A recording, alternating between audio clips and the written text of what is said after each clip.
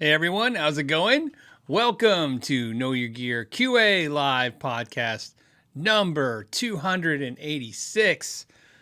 I don't know why I always laugh at the beginning. I think it's just because I'm happy to get through the intro. All right, we did it. As always, I want to thank you guys for joining me today and just give a big thank you to the moderators. You can't miss them. Their names are in blue and they have wrenches next to their name. And to the members who are green with avatars, and to the patrons who are the sponsors of this weekly show. So thank you. And I always say thank you to them. And one of the things I maybe miss and don't state is it's not just thank you for supporting the channel and supporting this weekly podcast thing, but at sometimes throughout the years, maybe I was having a bad Friday, or maybe I just wasn't in the mood, or is there enough guitar stuff to talk about, or whatever. Maybe I just wanted to go and hang out with my friends. And I always thought like, oh, I'll just skip this week. And then I would think like, oh, but what would the sponsors think? And then I'm like, the patrons and the members and stuff. And it really kind of motivates you. So sometimes I was like, okay, let's do it. We can do this. So that's why I'm thinking. I'm thinking not only for supporting it, but for also kind of keeping it going and keeping it happening. And I want to thank you for that. Thank all of you, actually. Everybody who hangs out on the live show and everybody who watches. All of it has a ton of value. That's what I said. That's why I want to take a second. Thank you. Because I think so many times, I guess, it's just not said enough. I've said this many times. When I do reviews, when I do stuff, anytime I work with a company, they don't care about me. They care about you. If I had one subscriber, trust me, they wouldn't care what my opinion was by any means. But because you guys support the channel, they care. So thank you for that. A lot of good stuff to talk about this week. A lot of crazy stuff to talk about, crazy fun stuff. And I don't know where to start. Obviously, we have early questions. We have a lot of people who came early and left stuff. And what do I want to do? Let's, you know what? Let me just hit a couple things I thought was interesting. I'm going to share with you. Let me go here. The first thing I want to share is I saw this. This was kind of interesting. I'm sharing this. Let me go back. Amazon is clearancing out a bunch of Fender stuff. And this was interesting because some of the deals are pretty good. I mean, some of it's like 10% off. You can see here this Squire Bullet, which was 200, is now 180. And of course, Amazon's got a good return policy. So if you have any issues, but like some of them I thought were a little better. Like, look, $450 for this new Porter Player Acoustic. Look, I like the new Porters. I think they always had a really nice feel. I think they sounded pretty good. They're fun. This is $292. That's a pretty good discount. And then I saw some of the Fender CD60s, which is this acoustic right here. This one's $183 for some reason. But if you go into it, let's say natural. You want natural. This one's $179. Now that's only 10% off, but this is $179 with a case. This includes a hard shell case. Let's make sure that's still the guitar, acoustic, natural, yada, yada, yada. It's supposed to include a case. It doesn't say, but it does. Okay, I'm double checking. I wonder if they removed the case. This always included a case. Let's go with this one. I thought this one definitely said includes case. Yeah, with case. So I wonder if there's versions with and without case. Let's see if I see it again. This one doesn't say. That one's kind of creepy, right? But this one does. I'm sure you can clarify that before you make the purchase. But this is important to share. This isn't Fender clearancing this stuff out. This is Amazon just clearancing stuff out. So right here, I saw this. Where was the one? You can tell they always have these red boxes, limited time deal. I saw like this one was pretty heavy discount. So this one's $1,300. Did it sell? 2 left. Oh, wow. So just a minute ago, you could get it for $899. So I'm sure as they're thinning down the inventory, they're raising prices. Here was one $850 now for $637 for this Player Series Stratocaster. So just thought I'd share with that. I know, as I always say, I know I value your guys' wallets. It's if you can buy something and save a little money. This is all stuff that most of us don't need, and so if you can if you can get it and keep some of the money in your pocket to go on another day, maybe take care of other things, just nice. And this is legit product. This isn't like off-brand stuff. This is Fender branded product. And it's from a seller that's obviously reputable when it comes to how they're going to take care of you. Obviously, if you have any problems, it's not a fly-by-night by any means. So just thought I'd share that with you guys. And also I put some links in the description. Those links are my affiliate links to Amazon. So if you click that, I get 1% of the sale. Yes. Hey, you know what? I'm making fun of it, but it's actually pretty damn awesome that you can get anything. So again, you can use those links. Don't use those links. Like I said, it doesn't hurt you, help you. It just helps me and whatever. There it is. There you go. Just being transparent and letting you know. There you go. Okay. So what else do we have? We have some cool questions, some early risers. And I just want to get this out of the way. There's a couple negative things that I just want to talk about. I thought they were worth mentioning and give a minute. So first, if you guys didn't hear, this week it was announced that Mick Mars from Motley Crue is going to retire. He's fully retiring, so he's going to stop playing guitar. I'm sure that has something to do with his back and all that stuff.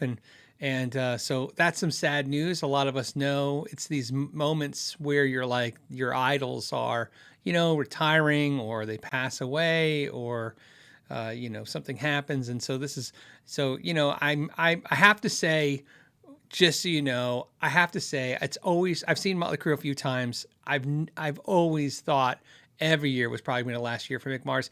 Man, that guy is a trooper. I mean, every time. In fact, to me, he was the strongest point of that band, and he had the most obstacles to overcome, especially in these later years. And I got nothing but great things to say to Mick Mars, about Mick Mars. Like I said, he'll be missed in the concerts, not missed in life, of course, just missed in the concerts. He's not retiring from playing in the bands, the album. So I guess they said if they do any recordings, he'll be still recording, but he's just not going to tour anymore. He's retiring for touring. So just a moment there. The next thing though is a little bit more sad, and then we'll get past this. This was Jerry Lee Lewis passed away at 87, and it's one of those things where you're like, you hate to see your idols go, but you're happy. Aren't you happy sometimes? 87, every perspective of age is a different thing. Some people are going to a 20-year-old's going to think a 60-year-old's old, and a 60-year-old's going to think an 87's not that old, and so on, right? What's the saying? Who wants to live to 100? 99-year-olds. I mean, of course. But you always think when you see these artists and they're like 87, you think, okay, it's still too soon, but it's not the worst case scenario in how long you could last. And I'm just really sad about it. And I always try to find the most positive thing. I've lost people when they were really young, and there's just an extra tragedy to that when that happens. So that's what kind of my mind works, is like, hey, is there anything positive? And I think 87 feels pretty good. Hey, I would have liked him to stick around till 97, but I'm glad it wasn't at 67. That's basically what I'm trying to say. So we're going to do basically, I talked about that stuff, and then let's get on to the other stuff, the guitar stuff. I just feel like if I don't mention these things, they mattered to me. I just wanted to share them with you guys. Let's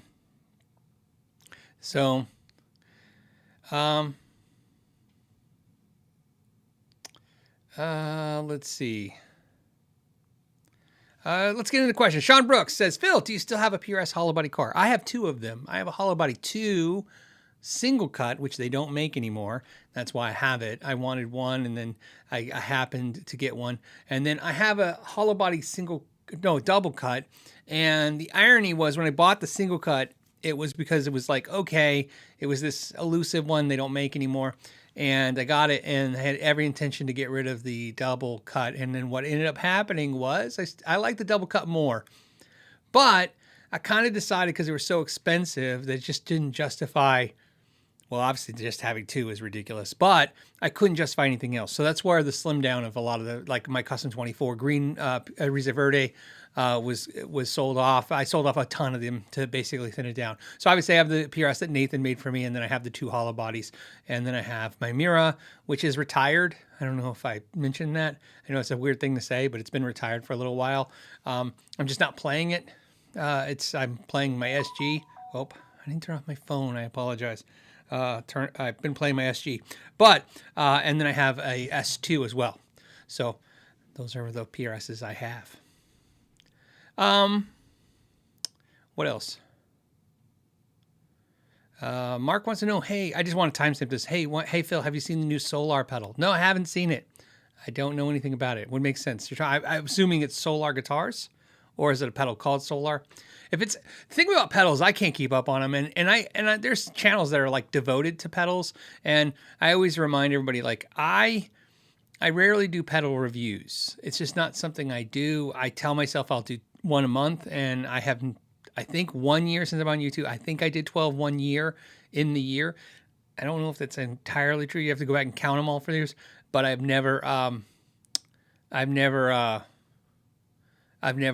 reviewed 12 pedals in a year, I don't think, or at least more than that. So it's not something I see a lot of companies, because I don't do a lot of pedal reviews. I'm not on a lot of pedals companies kind of radar, and I don't buy a whole lot of pedals. It's just not something I purchase a lot of, maybe one or two here and there, and there's usually something I'm specifically after. So I'm trying to think of the last pedal I bought. I can't think. Oh, I know. It was what was it? It was a J-Rocket pedal. I just can't remember which one. Okay. All right. Okay. Murphy's Flab. That's kind of funny. That's funny. Murphy's Flab did a super chat and said, hey, thanks for all the time you put in your videos. Thank you for that. I always kind of, I live for that. That's the compliment I live for, when you guys compliment on the time it takes to make a video. I don't know why. I just sometimes, when you make a video on YouTube, every video is going to feel like somebody probably took an hour out of their day and made a video, maybe a couple hours. And sometimes they take, days to put together. And it's, I hate that I have my validation, and I hate most YouTube channels, validation is views. I hate that. I think when I talk to small channels, they seem to be hyper-focused on they don't get enough views. When I talk to big channels, they seem to be hyper-focused, they don't get enough views. I get drawn into it. YouTube, of course, just has to remind you. I don't know if you guys know this, but YouTube's likes to send you stupid messages like, your viewers are not engaging with this, and maybe you should work on different kinds of content because they don't seem to like this. I'm not making that up. YouTube sends you that kind of crap. And you're just like, great. Thanks for letting me know that nobody liked my video that has low views. And you hyper-focus on that. And then when somebody says, hey, man, thanks for the time, you're like, oh, man, thank you. That's the compliment. Everybody always seems to champion the, hey, I can't believe you got 100,000 views. It's amazing. And I'm like, yeah, that's really cool. But that's not really the compliment, because I don't have control of that. What I have control over how much time I put into it. So thank you. And the reason I wanted to highlight that was not only because it gives me a moment to kind of, help my ego a little bit, but also to remind channels that are watching this that, hey, man, that's what really matters, is that the time you put into it. Somebody does appreciate it. I promise you. It's great. And if it's one person, it's enough. That's enough. Like I said, one person today. That's good. That's all I need. All right. Let's see. Hold on. Dave says, after this week, I suddenly want a Strandberg. Well, either that's Mystical Universe talking, or maybe you saw my video. So this week I did a review of the Strandberg Bowden NX6 guitar. Strandberg was kind enough to send a guitar out for review. And that was a really crazy thing to happen. Ola Strandberg himself sent me an email out of nowhere. It just popped in my feed. You see Ola. I saw Ola. I was like, oh, it's making us think of Ola, the other Ola. And I was like, oh, Ola Strandberg. I'm like, wow, okay, this can't be from him. And I click open, and he just said, hey, I really like what you're doing. Would you be interested in me, sending a guitar out for review? And he saw a bunch of the reviews. He saw how I did them. He saw the format in which, we're going to investigate a little bit in the video and do some stuff. And he was like, I'm up for it. And I told him the same thing I tell everybody, which is, hey, like, please don't, cherry pick a guitar. Send the guitar you think will be the most common guitar you send out. And they sent it out. And I said, hey, I want to mess with it for a while, which they allowed me, which is very kind of them too. Again, because a lot of companies, they want you to hurry up, you got that guitar, you hurry up, make that video. And they were obviously way more accommodating than you could ever imagine. And then before the video could go out, I emailed them and said, hey, would you come on the podcast and do an interview with me? And they were very, yes. And he doesn't do a whole lot of interviews. He's, and that's what's really great. And he was super sweet and humble and super smart. And, man, I enjoyed every minute of it. In fact, so you know, that interview on the second channel of Ola Strandberg is the closest interview I've ever done, with no exceptions, to you seeing the entire interview. 90+% of the raw interview is in that interview. That's how much I thought it was great. Some interviews I chop out pieces. I never edit what they say. I don't edit them at all. Sometimes I'll edit myself, or I'll edit out sections that I think kind of slow the process down. And that interview, I found it so engaging that I was like, I'm leaving it all in. So I didn't take anything out. So usually when we talk about this, I usually have a tidbit of like, oh, and then, so, it's not in the interview, but he said this. Nope, everything's in there. I don't think there's a single thing I took out of his that he said. I enjoyed every minute of it. So thank you guys for acknowledging that. That was really a lot of fun. So from that, I've decided I definitely need a Strandberg 7-string. I'm working on that. I'm working on it.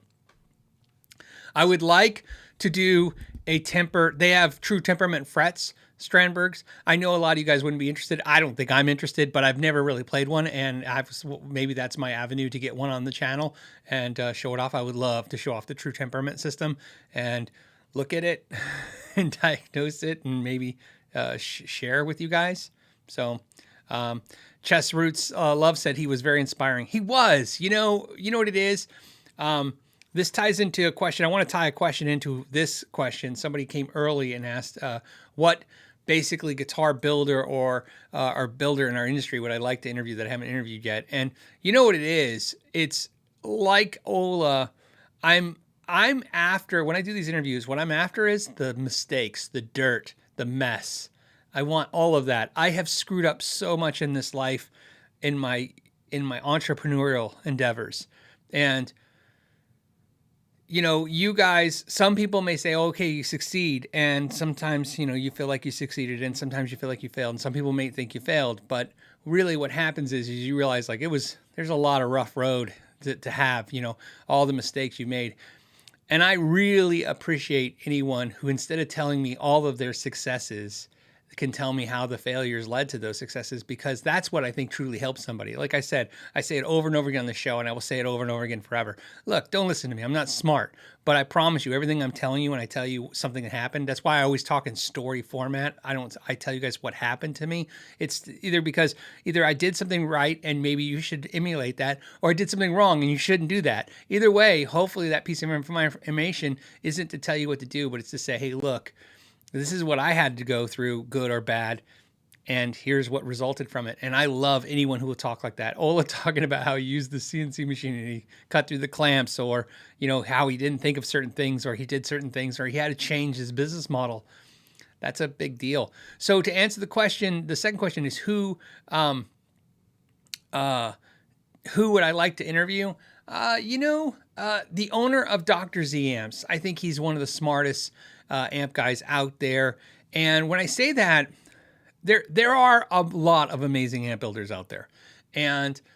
But if you ever watch any of the videos of the guy who owns Dr. Z, I feel bad. I don't know his name right now. I should know it off the top of my head. I own a Dr. Z amp strictly from those videos. I just watch videos of him. It's kind of like Josh Scott. You watch him and you go, I like where this guy's coming from. I'm going to support his products, right? So Josh Scott would be another one I'd like to interview. Same thing, because I don't think he would have any problem sugarcoating, a mistake or telling a story. What I'm interested in when I talk these interviews is the story of, I want to champion the success at the end of the interview, but through the interview, I want to know, like, why did you choose this? Why did you, back to Ola, when he said before he tried to put the Richlight fretboards on the guitar, he said he tapped on them, like that's the going standard. You tap on wood and listen to see how much high frequency it has. And he said it was dead, like a piece of cardboard. And then he put it on a guitar and it sounded great. And I'm like, see, there's so many builders that I just have no interest in talking to, because the only way they would frame that story is, and then that's when I knew I had to use Richlight because it was the greatest material ever. Like, whatever, right? Just say the truth. The truth was, you got it. You had to try it for some reason. He said it was just too hard to get ebony, so let me try something else. That's the truth of this industry. It's most industries. Sometimes you can't get product anymore because it's expensive or they don't make it. You got to try new product. And living in the fear of what some people on the internet may talk about on a forum, like, oh, they're evil and this is why they change things. It's not important. The importance is understanding why you did something. I will totally get behind any product, any company who has the guts to say, look, this is why I do it. This is why, and I want to believe that they really believe in their product. So I think Josh Scott would be amazing. I think the owner of Dr. Z would be amazing. There's some others too, but again, keep in mind, it's not even who I'm like, I love their products. It's who I think would engage in a very honest discussion versus who's just going to give me the marketing copy. Because I'm going to tell you, sometimes it's tough when you're interviewing a guitar company or an amp company, and they have like bullet point marketing points, and you can tell. And there's a couple companies I've done on the previously on my interviews over the years that I successfully was able to navigate around that. I edited out all the bullet point copy stuff, and I think you got a real true sense of who they are, but unfiltered. But it's still it's not very fun when like, why do you use this? And they're like, well, then I discovered. I'm like, oh, then you discovered. Great. Okay. Let's see. What else? What else do we have? Hold on. A lot of you guys are talking about stuff. Sometimes I'm curious, like, what are you guys talking about? I'm sure you see a lot of stuff talking about headless guitars and Dr. Z's.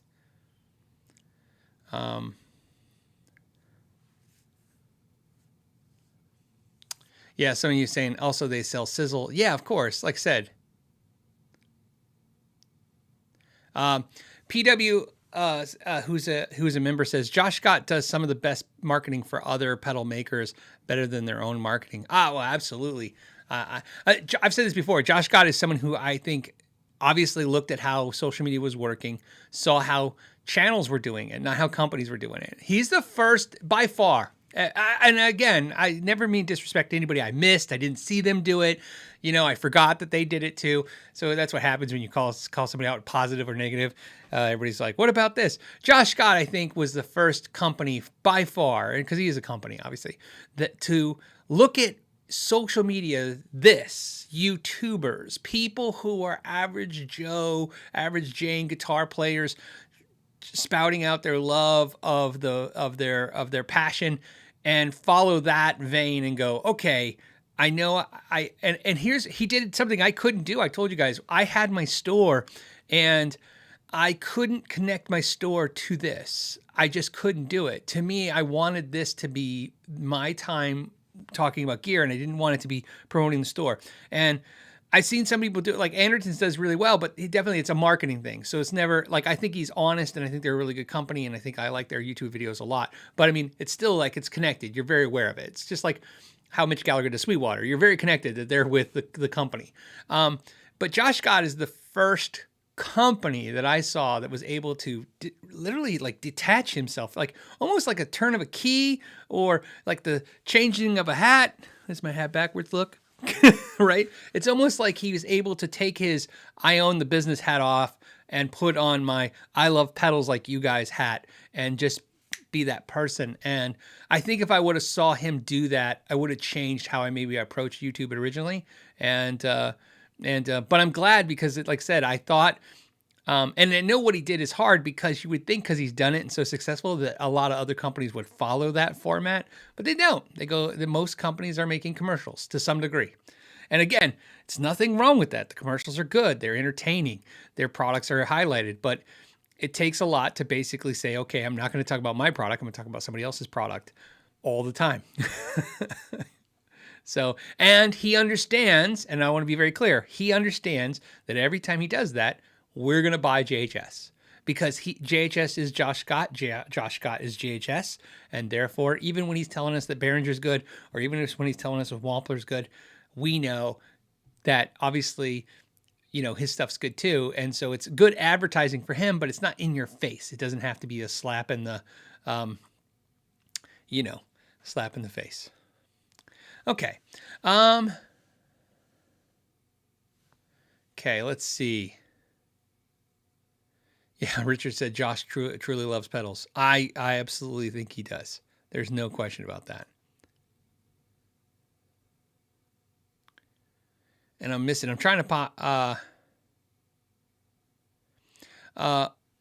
Omer says, have you wants to know what I think of Novo guitars? Are they any good? I have never played a Novo guitar. I own a Fano guitar that is a Fano pre the current Fano. So basically Fano was originally the owner. Novo had Fano, and then he sold it. And I think the operation here in Arizona has it.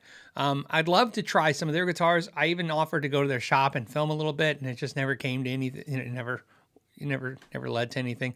So, I'm always open. Again, I'm always open to have any of those guitars, especially like I said, I like the deep dive format now. That's how I want every company kind of to work. That's what I want to see is like, we just do a guitar and we get into what it is about that guitar that's unique or different, what's good quality, what's bad quality, and take some of my opinions out and more just information. I like that. It makes it easier for me to make the video, cause I don't have to think about it so hard. Sometimes you're like, do I like this? Do I hate this? It's easier just to say, this is what's good. This is what's maybe not so good. And you guys decide at the end. But I have not tried an actual Novo, but I can't imagine the Novo would be much different quality than my Fano that was made by Dennis Fano. So I should pull that guitar out. I've had it for a long time. So there's a couple guitars that I just don't have in rotations, and I never bring them in this room. I don't know what it is. It's like, I don't know. Sometimes I forget about guitars that are older. Let's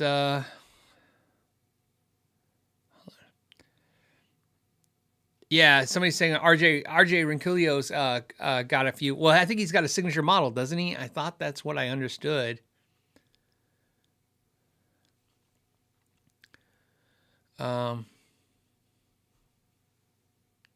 So there you go.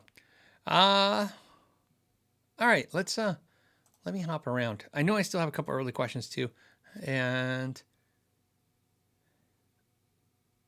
this one's easy. This one's from Steve. Says he's putting together a parts caster with a Tele, and he wants to know tips for putting the bridge location and keeping it straight. I have a video called the Beer Caster where I did a Crimson Guitars kit, and in that video I show how I cinder up the bridge and install it. So if you watch that video, just go to the Beer Caster video. That's how I did it. So obviously from that, you should be able to see. I've been doing it that way for many, many years. And to be honest with you, I didn't know he taught it to me. I just saw it like you will probably see. I saw somebody do it that way, and then I did it, and it worked the first time. I must have lucked out. And then ever since then, it's always worked. So I've been doing it that way for a couple decades. No problem. Deja Voodoo says, I already did this. Sorry, buddy. I did your, who would I interview? This one's one I want to talk about. Robert M says, hey, Phil, any tips or tricks for setups for metal players who always tune down? Most guidance is for standard. Yes, most setup guidance, especially on the line, is going to be standard tuning. There's a weird pushback. I've said this before. Originally, in my very first videos, I was always tuned a half step down. I used to tune a half step down. I don't know why I like it. I like playing half step down. It's cool. And, obviously I would have a guitar tuned for standard if I had to go jam with somebody, because that's a standard is very common. But for me personally playing, I'd always play half step down. And when I would do that in videos, people were like, your guitar is out of tune. It's half step down. I'm like, I don't know if it's out of tune. It's just a half step down. So anyways, the whole guitar. So I understand what you're saying. So that's why a lot of people probably don't do setups for, down-tuned instruments. What I can tell you is this.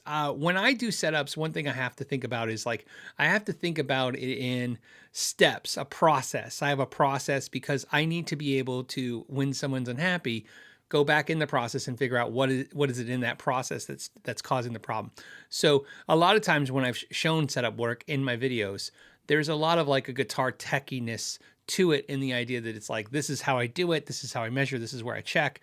What I will tell you though, when you do your own setups, that's all good advice. You could watch a ton of great, there's a great repair channels, great tech channels on YouTube that are far superior to mine in a lot of ways. So you can watch their videos, you can watch my videos. It doesn't really matter. You just watch a couple, right? If you watch a couple, you get a sense of like how everybody's kind of doing it. It's not rocket science.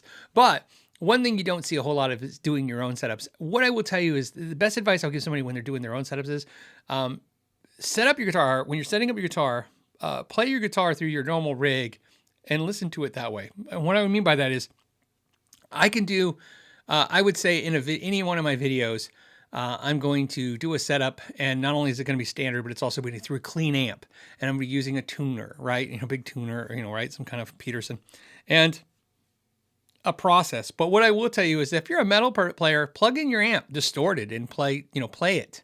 Play the guitar, make adjustment, play the guitar, make adjustment. Because of the fact that that's what the rock stars do for years, especially before they got guitar techs, right? A lot of them, they would just set up their own instruments and you just adjust it till it plays great. And all you're looking for is the sweet spot. There is no, I want to say no, obviously there's anomalies, but other than anomalies, there's no spot where a guitar has amazing action and sounds amazing. Somewhere there's got to be a compromise. Very rarely is there a guitar with the exact action you love, with the exact sound you want. In my experience, I play guitars with the action a little low, and yet they record horribly because obviously they're buzzing a little bit. And so I adjust some guitars to be a little higher because they record really well and they sound really good, but they're not my preferred action. And then of course there's an anomaly. There's that one guitar that does it all. So in your case, I would say the same thing.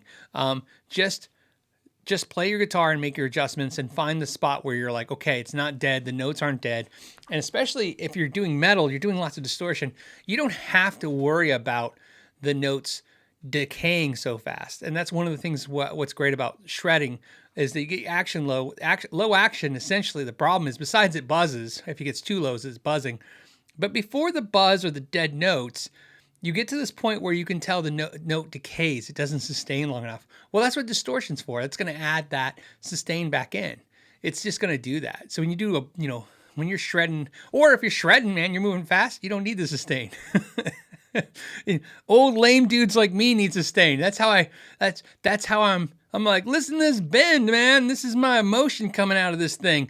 If I obviously could arpeggiate, if I could play fast, if I played like Bonamassa or Yngwie or Rusty Cooley, I wouldn't sit there and hang on a pentatonic bend for a half hour. That's what I have to do because that's what I could do. I like my playing, I like my style. However, I'm not as good as I want to be, and I work on that constantly.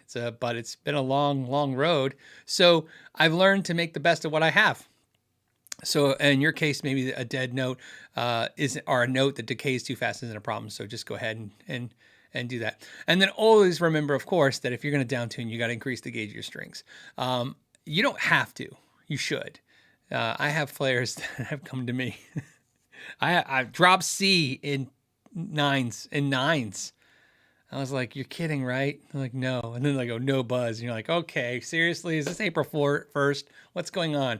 And, but I actually remember one customer in particular, they wanted 10s. So it was 10s and they were drop C. And and here's what's funny though. I was like, oh, it's gonna be a little tough, man. 10 to 46. I mean, that's better than 9 to 42s for that. But, usually I want to go 11.52s minimum for that. And, what was great was that they said the magic saying. They said, yeah, no, 10 to 46, drop C across. And I go, okay. And they go, and I don't care if it buzzes. And I'm like, all right. Because it's going to be great. Just dialed it in, found it to where it sounded good, and they shredded on it. It sounded amazing. I think they were playing through an Ingle, and it sounded full and throaty and sounded great. But of course, I bet you if you, even clean, because they did pick-throughs and stuff, but I bet you if you strummed some big old cowboy chords on that thing, it would sound like a buzzy, snarly mess. But, again, that's what's great. You have to You have to find the sweet spot. So with you, that's my suggestion to you is adjust it and plug through your rig and play your style and then make your adjustments from there. That's all you got to do. It's like I said, most of the instruction on YouTube is going to be formatted the way I've done it, which is a step process because it's just easier to communicate that. So most guitar players I've met, professional ones, when I talk about how they do their setups and stuff, and it's the most cockamamie crazy thing and it works. That's some interviews I should start doing. Asking guitar players how they set up guitars. You know what? I should do that. I don't know why I never thought about asking that. I just don't think that's something a Zoom call could do. So it'd have to be in person. So if I ever get the opportunity to hang out with any of these guitar players in a one-on-one, I would love to get their guitar, have it put on the bench and ask them how they set it up, because I bet you would be as shocked as I was to hear all the crazy ways that they say stuff. Like it just all the things that somebody is ranting on a thread or a YouTube video about how you should never do. That's exactly what they're doing. It's almost like wrong answers only, please. And yet that's all they would do. So, okay. Next question says, what does it says? What does it says? It says, Maddie Two Hats says, hey, Phil. Love the show. Thank you. Do you think PRS SE, so that's the import, will ever make a McCarty model based on the core model? Happy Saturday from Australia. Yeah, I think so. Jack runs SE now. Jack Higginbotham. I've done some interviews with him, and I think he's really putting some effort in the SE line. And we already know they're going to come out the DGT. That's obviously coming soon. When, we don't know, but the DG2 is coming. Dave Grissom's already leaked it. I said to Jack, he said, so you know, this is because it feels.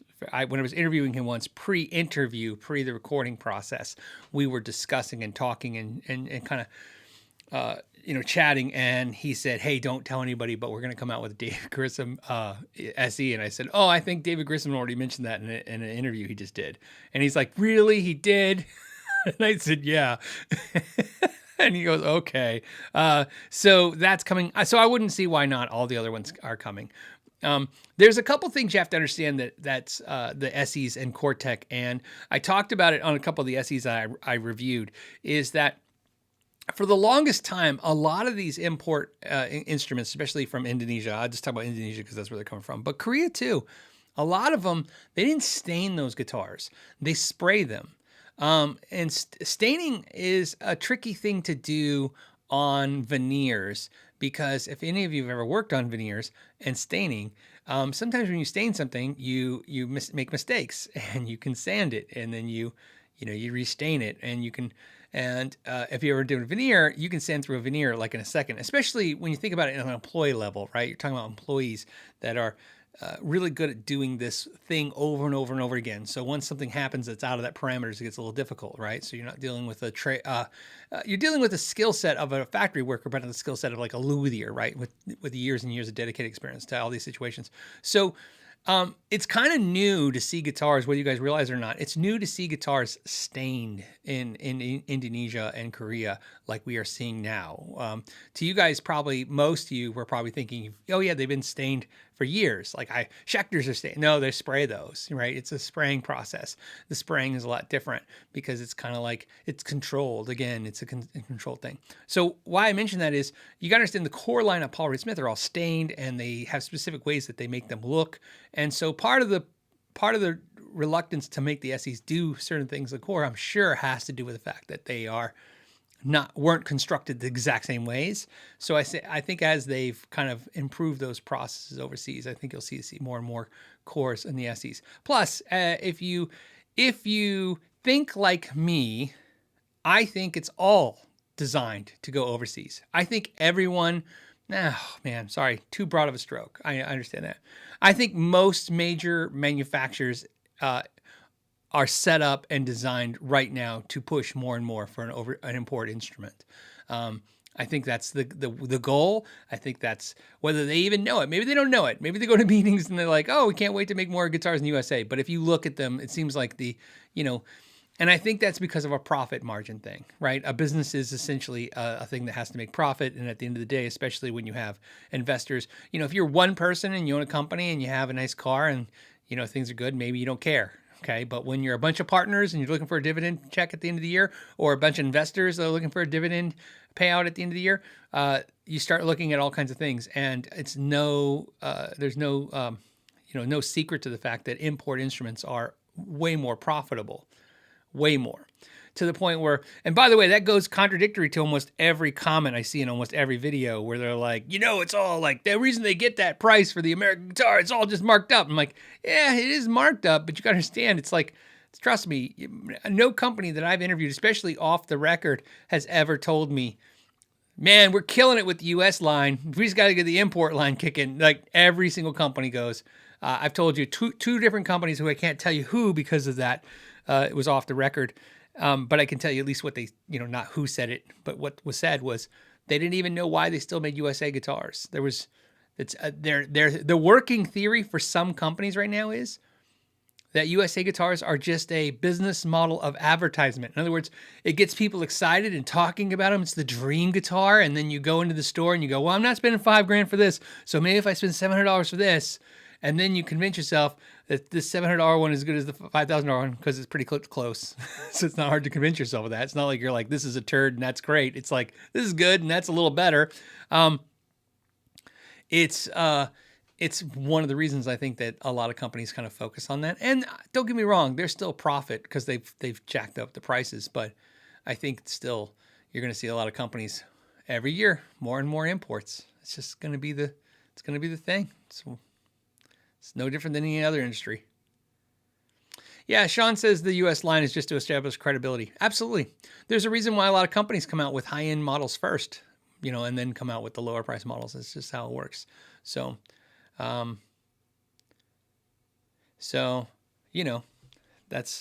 my take on that. So that's a long way of saying, yeah, I think they're going to have a McCarty SE. Because I don't see why they wouldn't. Okay, hold on. Jay Martinez wants to know, hey, Phil, curious. He's curious. Or they're curious. It just says Jay. I have to tell you a funny story. Jay, I'm sorry to interrupt your question for the funny story, just because it's just made me chuckle. Jay Martinez is the letter J, Martinez. So if you guys follow me on Instagram, which I don't know why you would, because I post like 3 things,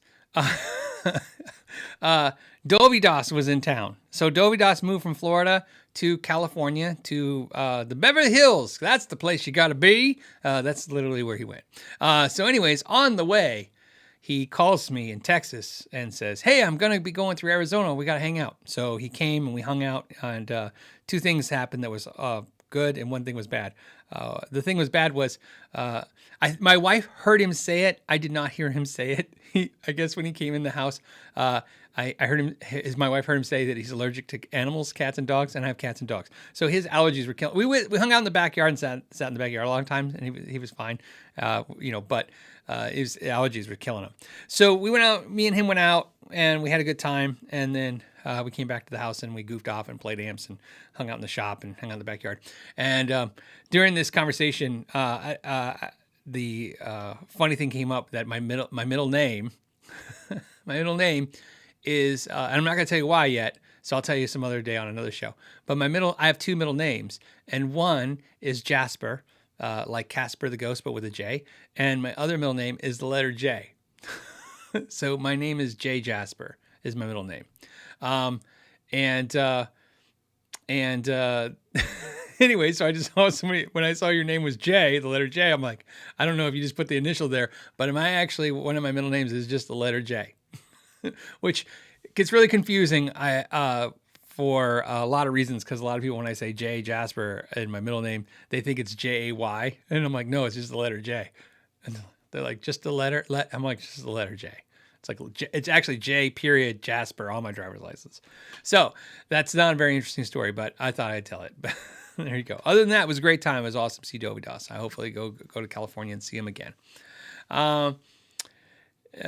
Jay Martinez says, hey, Phil, curious to know what your favorite Friedman amp is and why. Twin sister, small box, other. I have the small box. I have the twin sister. I prefer the twin sister. The small box is great. The Friedman story is the only way I can explain it that will make sense to anyone is this. My first Friedman amp was the Runt 20. I bought that amp. I really liked it. If I wasn't crazy and didn't have gear math and didn't have curiosity like a cat, I would have kept the Runt and been happy my whole life. I was fine with the Runt, but then I decided one day if the Runt's good, then the Pink Taco has to be better because it's hand wired. So I got the Pink Taco and it was great, except for it doesn't have a clean channel. And so then I decided, then Friedman and boutique amps sent the JJ Junior out, which is the Runt with the higher gain channel. So you guys know the JJ Junior and the Runt are the same exact amp. They're the same platform, same cleans, same everything, just the JJ has more gain, which I think is better than the Runt because it looks a little cooler and you get more gain. You can always turn the gain down. And again, even more happy than I was with the Pink Taco, and I should have been totally happy. But I decided that no, I'm still not happy. I need the Dirty Shirley Mini, so I got that. Each one, of course, cycling the amps, right? So love the Dirty Shirley Mini. Happy. I was totally happy. I never needed anything. It was in so many videos. If you guys remember, I was using it all the time. Life was good. I could roll the volume off of my guitar and get a clean. And it was like the Marshall I always wanted in my life. And then they sent out, Friedman Amps sent out the twin sister for review. And I fell in love. And then that amp had to go because it had to, I think it went to Brett Papa as who they sent it. Because I remember I had to ship it. And I think that's who I was shipping it to. So it went to Brett Papa. And then I couldn't get out of my head. But this is during the pandemic. You couldn't buy one. They couldn't get me one. I couldn't find one anywhere. So I bought the Small Box 50. So that's why I ended up with Small Box 50. It was kind of like, well, I'll have two channels. It's kind of do things that are similar to the twin sister. And then over a year later, I was on Reverb, as you are sometimes, and a dealer got a twin sister in that was $100 less than MAP, and it had a make an offer button, which is something you don't see. It was a brand new amp. It was a new dealer. It just got delivered. They just got it. And I sent an offer, and they took it. I was like, oh, I can't believe this because, again, it's pandemic. You couldn't find one a deal. So anyways, that's why I have a twin sister. And I, for some reason, I don't need the small box anymore because I have the twin sister. So to answer your question, my favorite one is the twin sister. That's a long way to explain it, but I want to explain how I ended up there. But I also have to tell you that as much as I love it, and I don't think I'll get rid of it, the new Bad Cat, Black Cat amp. So you guys know there's a new Bad Cat series of amps coming out. There's 4 new amps from Bad Cat. They're totally redesigned. 3 are redesigned, and 1 is a totally new amp. The Bad Cat, Black Cat is the new amp. It doesn't come out till next month, the new series.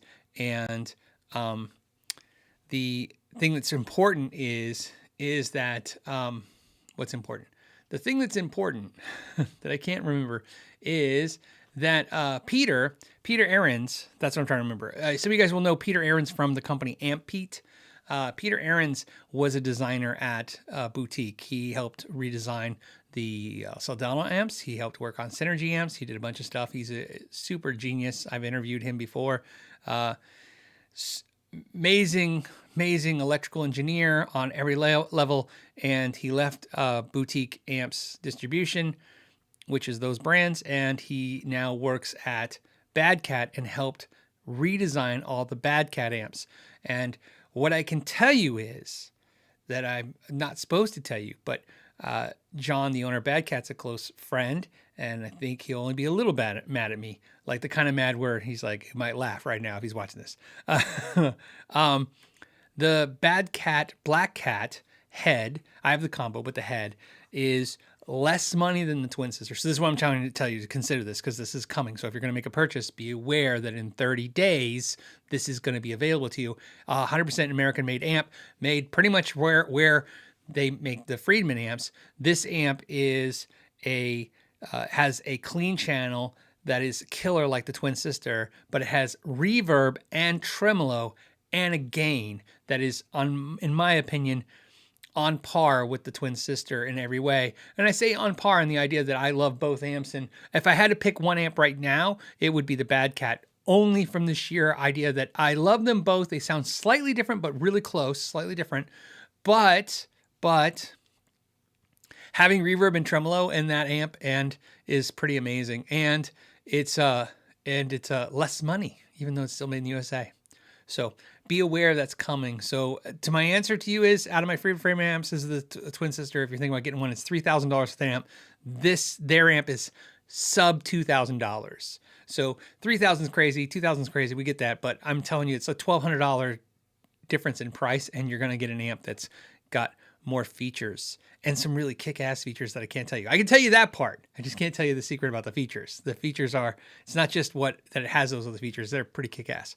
So there you go. Brian S. Guitar wants to know, does the Bad Cat have an effects loop? This is where I'll slowly start the slope of getting in trouble. Not only does it have an effects loop, it has the tremolo is foot switchable, which is cool. Obviously the channels are foot switchable on that amp. And by the way, there's different iterations of the amp. I'm just telling you the one I have, which is the Black Cat, which is it's the middle one with the middle gain, like I said, kind of like the Twin Sisters gain. And not only does it have an effects loop, which is really, really good, and it's super quiet, no noise. There's no noise in this effects loop. There's no noise in this amp. They really overbuilt this amp.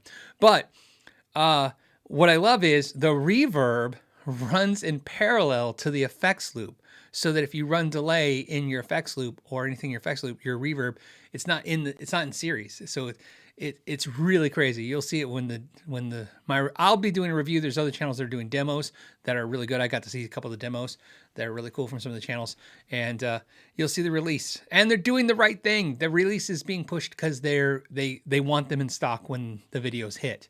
That's all they ask. So there you go. So get you excited about that. Like I said, the only thing I can't tell you is they're not cheap. They're expensive. They're less money than if you're looking at the Friedman stuff, they're a little less money, of course, but they're not inexpensive by any means. So okay, hold on.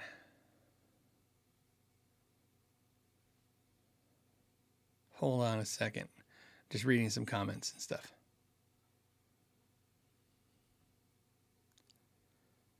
I don't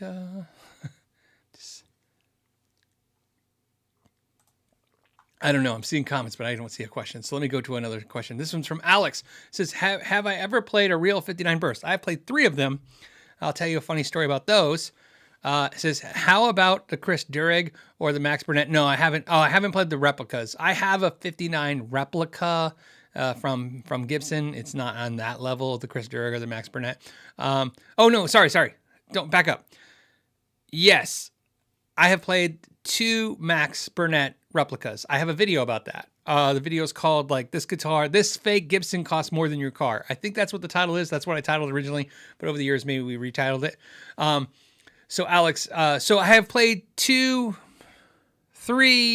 real 59 Les Pauls, and I've played 2 Max Barnett replica Les Pauls, and then I have a Gibson R9, which is their, crazy expensive, but not super crazy expensive, whatever. I don't even know how to explain that. It's just it's an R, obviously. It says, do you think any guitars from the last 10 to 20 years will reach the burst hype status in the 50 years?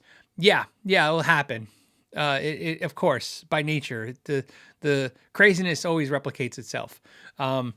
So let me get into this. So I've played 3 I've played 3 59 Les Pauls, and all of them were at high-end dealers. And there's a thing about them that I think I just, a theory I have. This is important because sometimes I like to disseminate when I'm like giving you something that may be accurate versus something is just something I have in my head. This is something I just think in my head. There's no foundation for what I'm about to give you. So I need to be very legally clear. This is just a random opinion. I've been to 3 different high-end dealers around the world. I've been to many, but 3 specific high-end dealers around the world. And when you're a YouTube personality, they kind of treat you like a rock star. I can't say like a D-level rock star or anything, just like a rock star. I don't know what it is.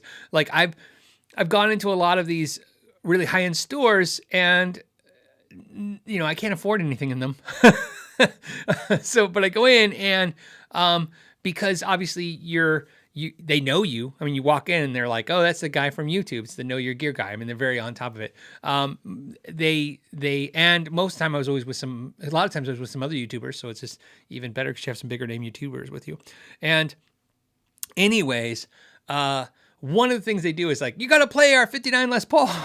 So they hand it to you. I think I've told this story before. And they hand you this expensive guitar and you play it. And so I've played them at 3 different stores.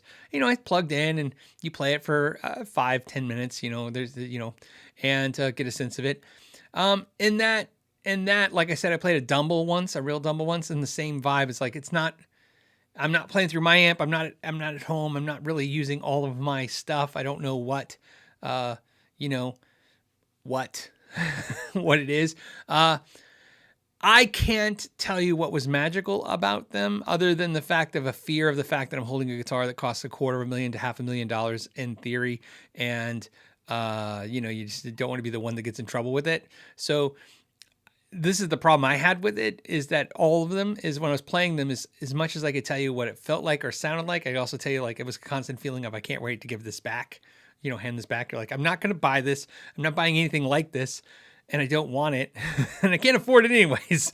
What I was going to tell you was that part's true. The part that I think is my theory is, I noticed that every high-end dealer seems to have a 59 Les Paul, and my theory is because it's just there to draw people in to buy the other stuff they will buy.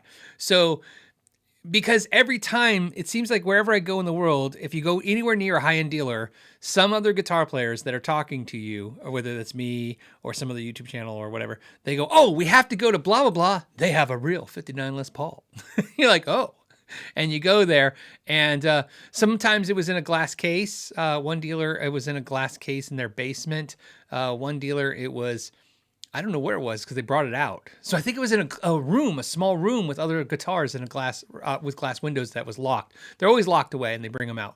And again, I don't know how to translate that. I could argue, if the argument was, is it much better than my Gibson R9? I couldn't even argue it's much, much better than a really nice Epiphone. I mean, it's better. It sounded a little better. It felt a little nicer and a little broken in. But I mean, it's tough, right? It's tough to explain this stuff. I think I don't know.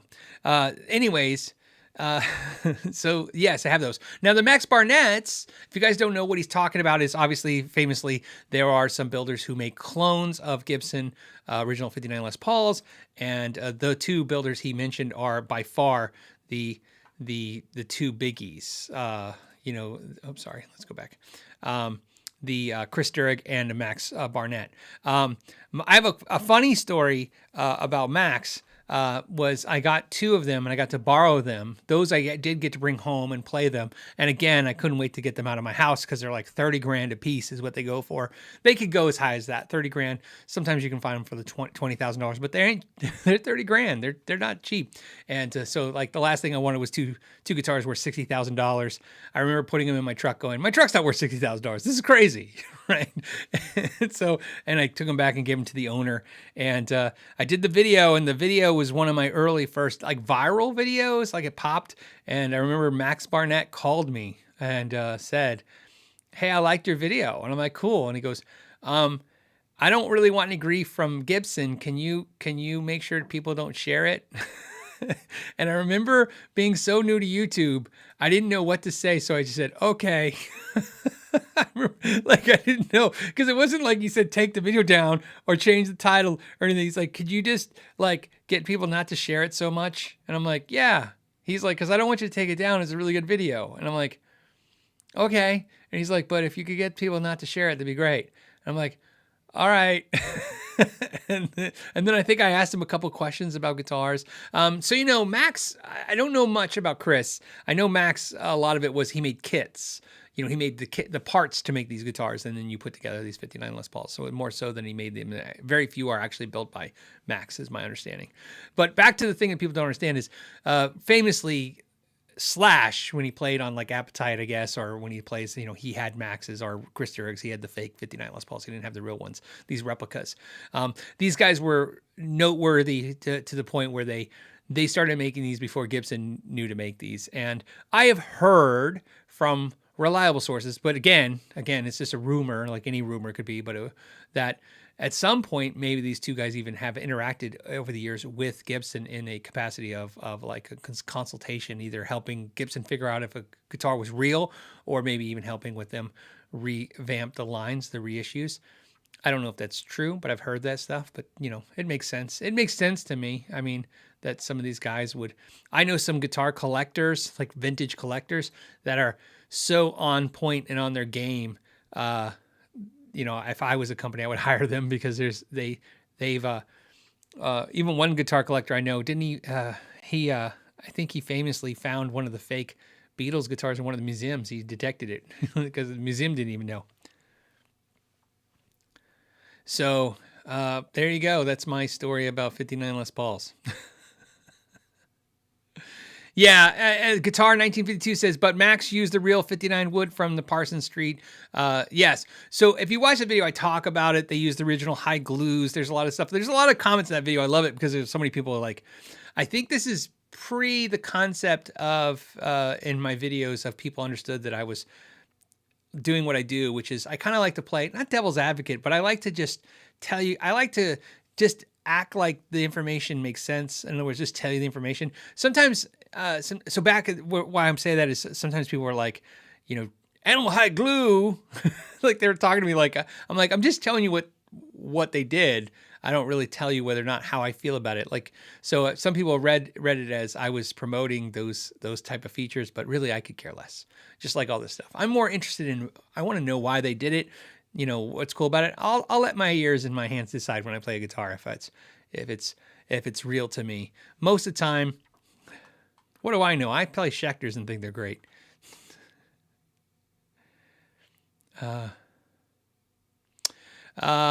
Patman says, have you made any purchases based on what your favorite guitar player has played? Absolutely. That's half my purchases. I'm totally a sucker for it. I love live music. I love bands. I love it so much. I totally relate to sports fans buying jerseys and paying crazy money for a signed football and all the crap they do. Absolutely, I am that way. I'm not really into the signatures and the autographs and stuff, but I'm into absolutely that. In fact, not only do I buy signature guitars, I own guitars just because. So for instance, let me explain. I have a Fender Journeyman 61 Strat. I have a Fender Journeyman 64 Strat. I have those Strats because I'm a huge, massive fan of Biffy Clyro, and that's another reason why I love the Supersonic. He notoriously uses the Supersonic. He uses a PV Classic, and he uses a Hot Rod Deluxe and a Metal Zone, and I'm not making that up. And he runs his Strat through a Metal Zone into a PV Classic and a Hot Rod Deluxe, or sometimes he uses the Supersonic, and that's why I have those guitars. That's why I have a Metal Zone, without a doubt. And I can say I have a Les Paul because of Slash. That's why I have a Les Paul. It's because Slash, I'm a huge Slash, Miles Kennedy and the Conspirators fan. I've seen them 3 times live. Guns N' Roses, I like them a lot, but I'm a bigger fan of, because I'm a huge Alter Bridge fan, Tremonti fan, and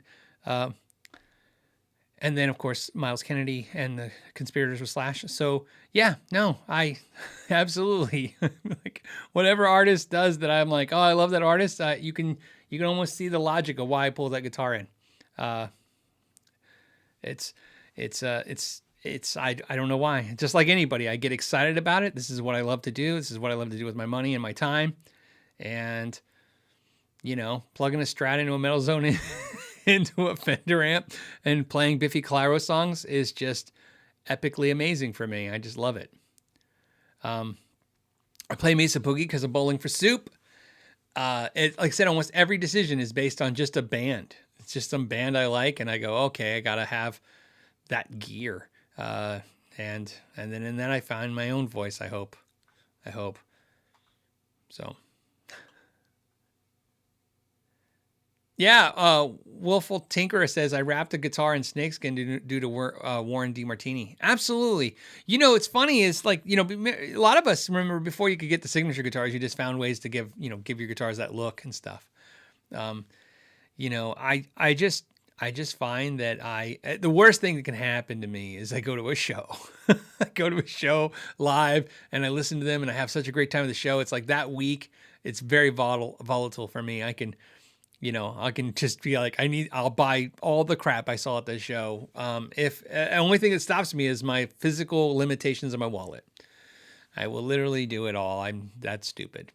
I don't know what it is. I like to be in that moment in my head with guitar players, and there's down to the colors of my guitars. I can actually go through and explain, why I like, a lot of people have mentioned this.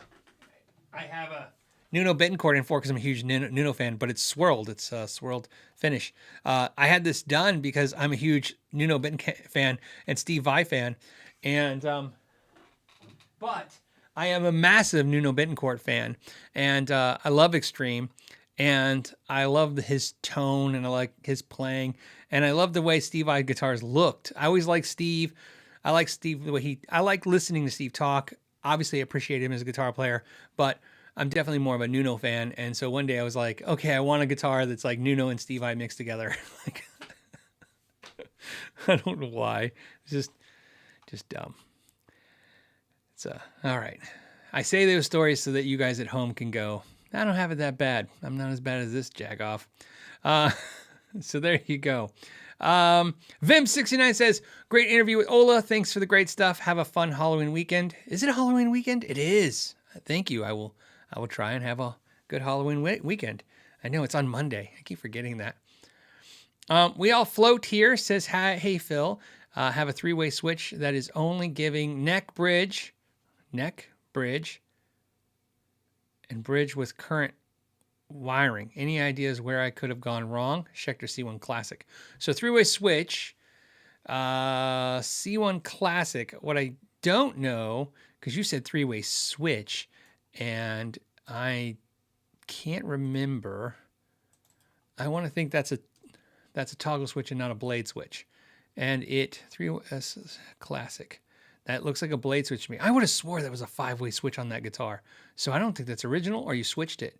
Because I'm thinking the Schecter C1 Classic was a 5-way switch. So you're getting neck, bridge, and then bridge. I mean, obviously, what's the problem? The problem is it's not wired correctly. The question becomes, how is it wired? What I will tell you is this. If you have a 3-way blade switch, let's just talk with what I think you might have. Because you're saying the C1, Schecter C1 Classic. The Schecter C1 Classic that I know, the ones that I've worked on, were blade switches. So let's start with that. What you want your switch to do, you can go to Seymour Duncan. You can just go to Google Telecaster wiring diagram. Okay. And what I want you to do is look at that diagram and look at your switching components. If you have a 3-way blade switch in that guitar, you have a volume and tone and 2 humbucker pickups, 2 pickups, that's all that matters, then you should be wired up pretty much like a Telecaster. If you follow that diagram, you'll be dead on. One thing that you have to think about when diagrams is it's instinctive for us to think that, like, every guitar should be different, but really it's just the same couple dozen wiring schematics over and over again. And so in that wiring schematic, in that situation, I would say it's a Tele. Now, if you do have a toggle switch and not a blade, which I don't know why, because like I said, my recollection of the C1 Classic is that it has a blade switch. Now you would want to look at a Gibson Les Paul diagram, and don't worry that it has 2 volumes and 2 tones. Just look at the switching and the pickups and just to make sure. But that's what's happening, is something's not connected. You got to understand the way the switch is really kind of working is like, it's like bridge on, neck on, and then both on. So somewhere those two aren't connected for your center position. And so, and if you're doing it right on a blade switch, there should be a wire touching 4 tabs, and that's what's connecting it. And so sometimes that wire isn't touching, or sometimes some people they jump that wire and they don't use any kind of wrapper on the wire. It's exposed and it grounds out, and then it doesn't work there. So that's where I would start.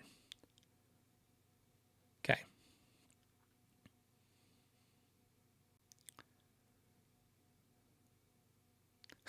Glenn says, Miles Kennedy. He's talking about Miles Kennedy. I just liked it. Miles Kennedy's a better guitarist than both the leads in those bands. He's underrated as hell, Miles Kennedy. He's an amazing player. That's what happens when you have a great voice. That's what they want to go to, is your voice. But no, he's a great guitar player for sure.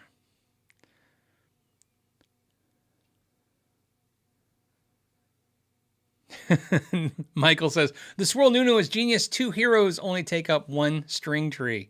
Yes. That was kind of the logic. I do have the floral gem now, but when I did that, that was kind of like, that was exactly the plan. But then I got an opportunity to do a trade with my friend to get us a floral gem, so now I have a floral gem. But I never play it. It sits in a case all the time. I'm afraid to mess it up. When I got the floral gem, it's worth 3 times more now than when I did the trade. And as it goes up in value and as they become super rare, because this one's perfect. It looks like it looks like brand new. They just keep going up in price, and it's not an investment for me. I just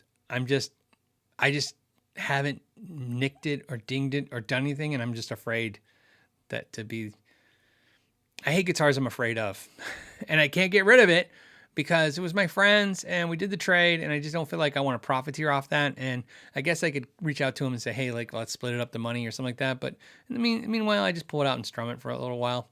It's really cool. But the Nuno, I just play the hell out of. I don't care. Because once I repainted it, I pretty much killed its value.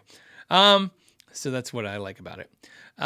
We have, and then the next one is, I think it's Needham. Needham? I'm going to say Needham. I'm probably doing it wrong, man. I'm pretty sure he's got Nedamondo? I'm going to say Nedamondo. Either way, man, let's just power through this. It says, hey, fret buzz. I promise there's only water in my coffee cup. Fret buzz on my Shijie. Fret buzz on my Shijie STE. They didn't cut the 3 fret slots enough. A tech fixed it, but there's still some buzz on the low E. Any tips? Pay another tech? No. Okay, so let me walk through this. You're getting fret buzz on the guitar, but you didn't tell me what string and where. So that's the killer of this. 3 fret slots. Basically didn't cut them deep enough, I guess. That wouldn't cause frets. Here's what I can tell you. This is where it's tough. I'm trying to visualize what your problem is with this information, which is that we're missing a big piece of information, which is what strings are actually buzzing. You're saying 3 slots, so I'm assuming it's 3 strings. Tex fixed it, but there's some buzz on the low E. So we're going to go off, okay, the buzz is on the low E. Any tips? Okay, so if you have buzz on your low E, this is what I'm going to tell you to do. First, I'll isolate where the buzz is coming from. So if the buzz is open string, that means one thing. So let's think about that. If the buzz is between the 1st fret and the 5th fret, that means another thing. And if it's basically past the 5th fret, then it means another thing.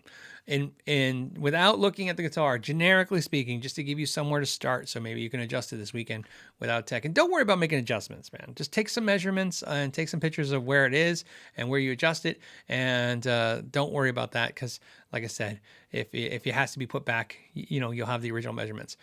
So if you have an open string buzz, it could be the 1st fret. It's buzzing off the 1st fret. That means your slot is cut too deep, or your neck is too darn straight. So you can fix that problem one of 2 ways. You can shove a piece of paper in that slot, just literally a piece of paper. Cut a little piece of paper, fold it up, just shove it in there and kind of just put the string on it, okay? Doesn't have to look pretty. You're just trying to raise the nut slot. I have a video where it shows you how to use super glue and baking soda. You can rebuild the nut, but you can just use a piece of paper. Like I said, you're just trying to solve a problem, which is the problem is the buzz. You're trying to get to stop hitting the 1st fret, raise that channel in that low E string slot. Just shove something in there and see if that helps it. If that helps it, then you solved the problem. Your nut needs to be redone, or you can do a buildup on it. If it's bone, if it's graphite, you can do a buildup on it as well. This is basically you're making plastic. Baking soda and super glue, you're just making some plastic. Okay. And also, you can also relieve the neck a little bit and see if that solves that problem. And that brings me to the buzzing between the 1st and the 5th string.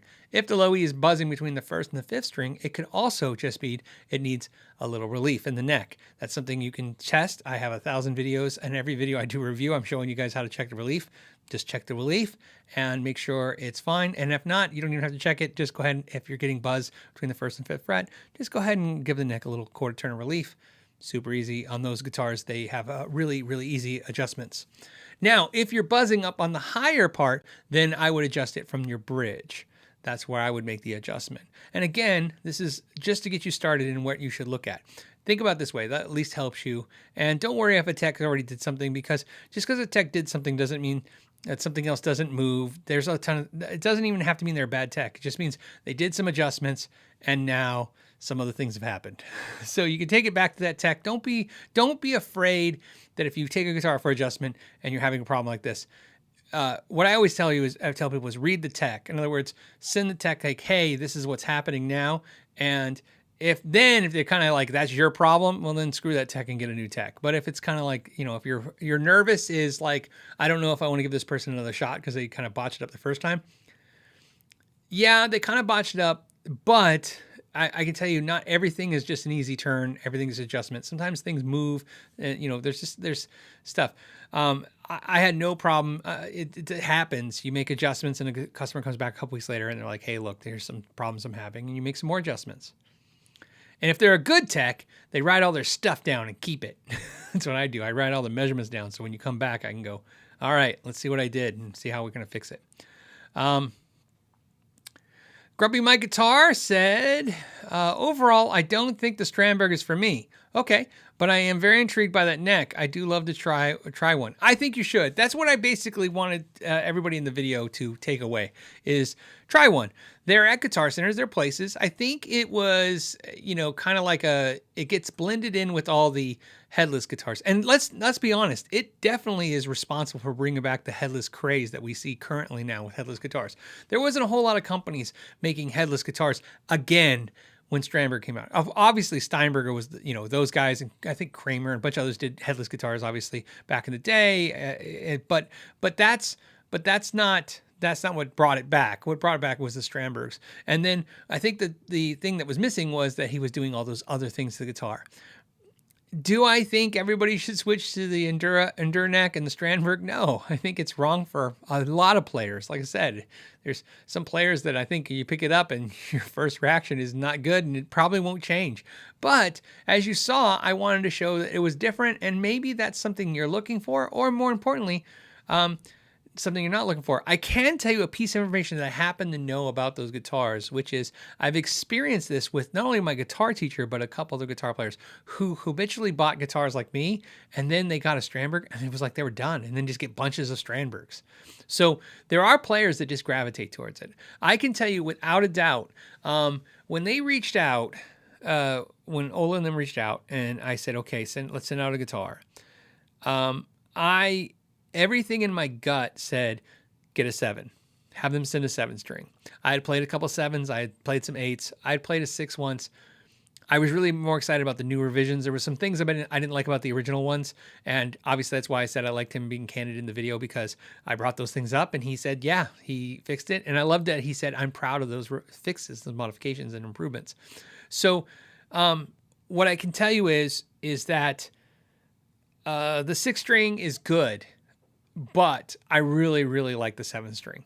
And so much so that I probably can see myself never playing another 7-string besides that, which is really sad because I got that Petrucci that I really like. But I just really like this as a 7-string format. I think it's the only 7-string that makes sense to me. So that's what I'm gonna work on, is getting a 7-string. So that's the thing. But like I said, I think everybody should try one. It's not a gimmick. I think that's all I really wanted to convey in the video. It's not the greatest guitar ever. It's not better than anything else. It's not, it's just not a gimmick. It's, sometimes stuff's gimmicks. Let's be honest. Some of this stuff you're like, really? This is cheesy. But this, and if you watch, that's why I wanted to do the interview. That's why I had to do the review and then do the interview. I'm like, these things need to come together, because as I knew nobody would watch it. That's a very unique guitar. Like that, it's the views are going to be. I think the interview will end up being one of the lowest viewed interviews, and I think the review will be one of my lowest viewed reviews on average. But ultimately, I think people who are curious are going to find out more about it than ever before, and that's all I was looking to do, because I think he has a real mission in life, not just like hey, I'm going to do this because no one made a squared neck before. I'll do it. I think he had a lot of things, and I think he had the guts to say it. If you watch the interview, when I asked him about, hey, I heard you kind of got the idea from this other neck from Lace. He flat out said, yeah, and actually another company. I was like, wow, right? Talk about that in this industry. Most of the time, so you guys know, just to give you how much it matters to me that he gets credit.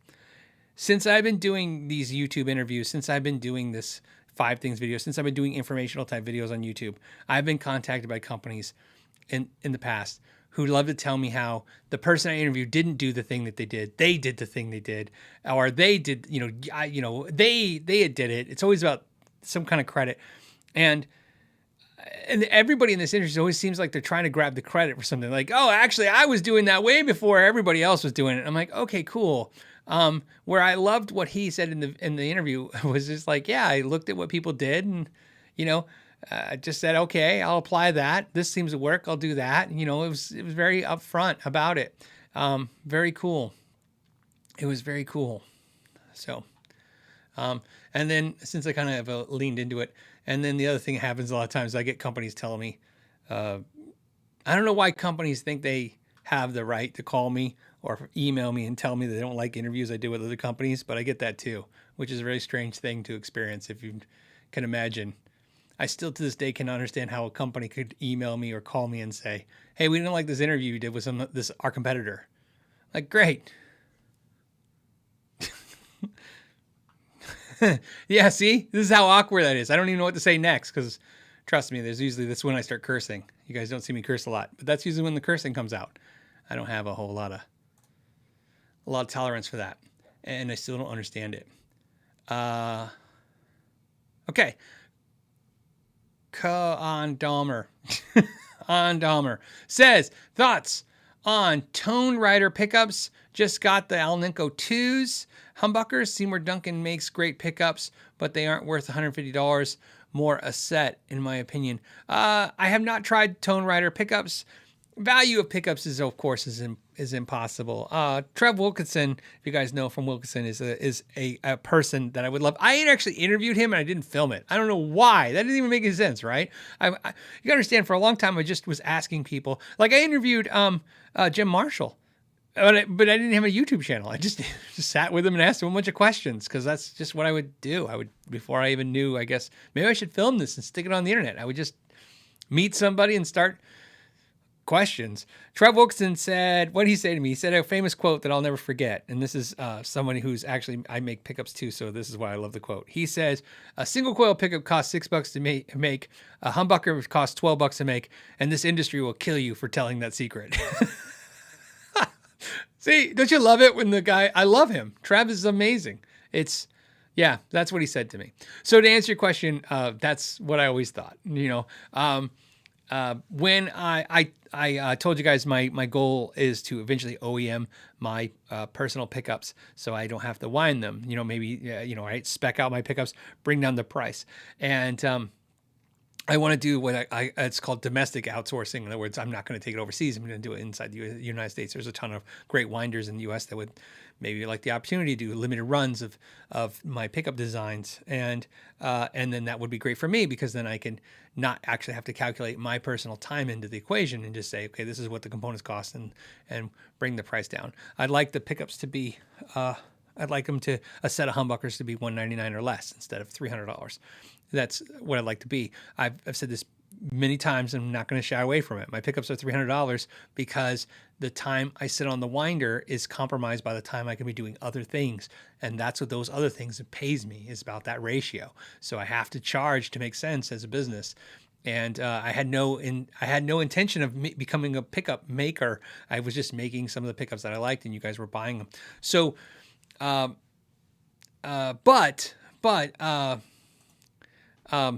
what I was going to say. Oh, but like I said, I want to have them done, in the United States. And of course I did, because I have connections overseas. I did contact somebody overseas, and the prices I got were insanely low. I was like, wow, I can honestly probably bring to market a set of Northern Lights humbuckers and make profit. And made in Korea, not even like made in China or anything like that. Made in Korea, I can probably sell a set of pickups for $100. So $99 for a set of humbuckers, and I'm charging $300 currently, and what I'd like to make them in the US for $200. So, so to answer your question, I'm not shocked at all to hear that the Tone Rider pickups are good. I think a lot of pickups are good. It's really just a combination of a couple things. Obviously, using good magnets is very important. Using good materials, using good wire, which isn't super hard to do because wire is not very expensive, but you'd be surprised how cheap people will get with their wire. And then I can tell you the big problem with pickups.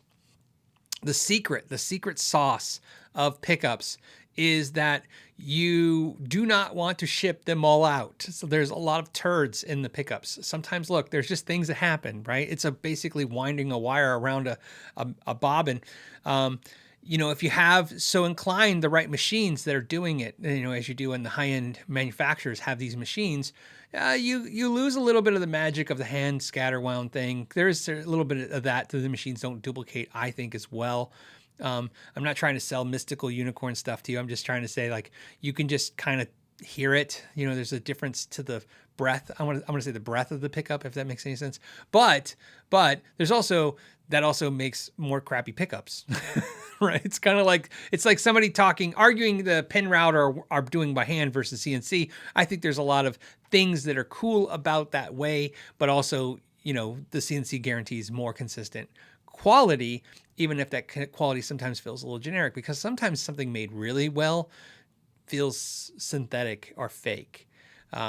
In my experience, I think that's the thing about anything that's artistic. Because remember, this isn't just tools. They are tools, but they are art. As we hang them on our walls, they are art. So it's art when you're on stage with a piece of equipment. So sometimes a thing is a beautiful tool and a beautiful piece of art, and there's things that you like about both. Yeah, there you go. A good example of that, and I think a perfect example you'll see on my review of my Nags coming soon. My Nags has I'll dare say blemish, but it's not a blemish, it's a mess up. They messed up taping off the line on the neck. And a lot of people ask me how I feel about that, considering the guitar is very expensive. And to be honest with you, if the guitar wasn't made where it's made and by a shop the size it's made, if it was a mass-produced guitar, I would have sent it back. But because it is kind of a piece of art, like, I'm afraid I would rather have this guitar right now with a mistake in the paint line than send it back and get another one and have it be different. I really love the way this sounds and feels, and that's the thing about a guitar. Is sometimes, you have to decide. So there you go. That's my 2 cents on that. I don't even know, where do we end up with that?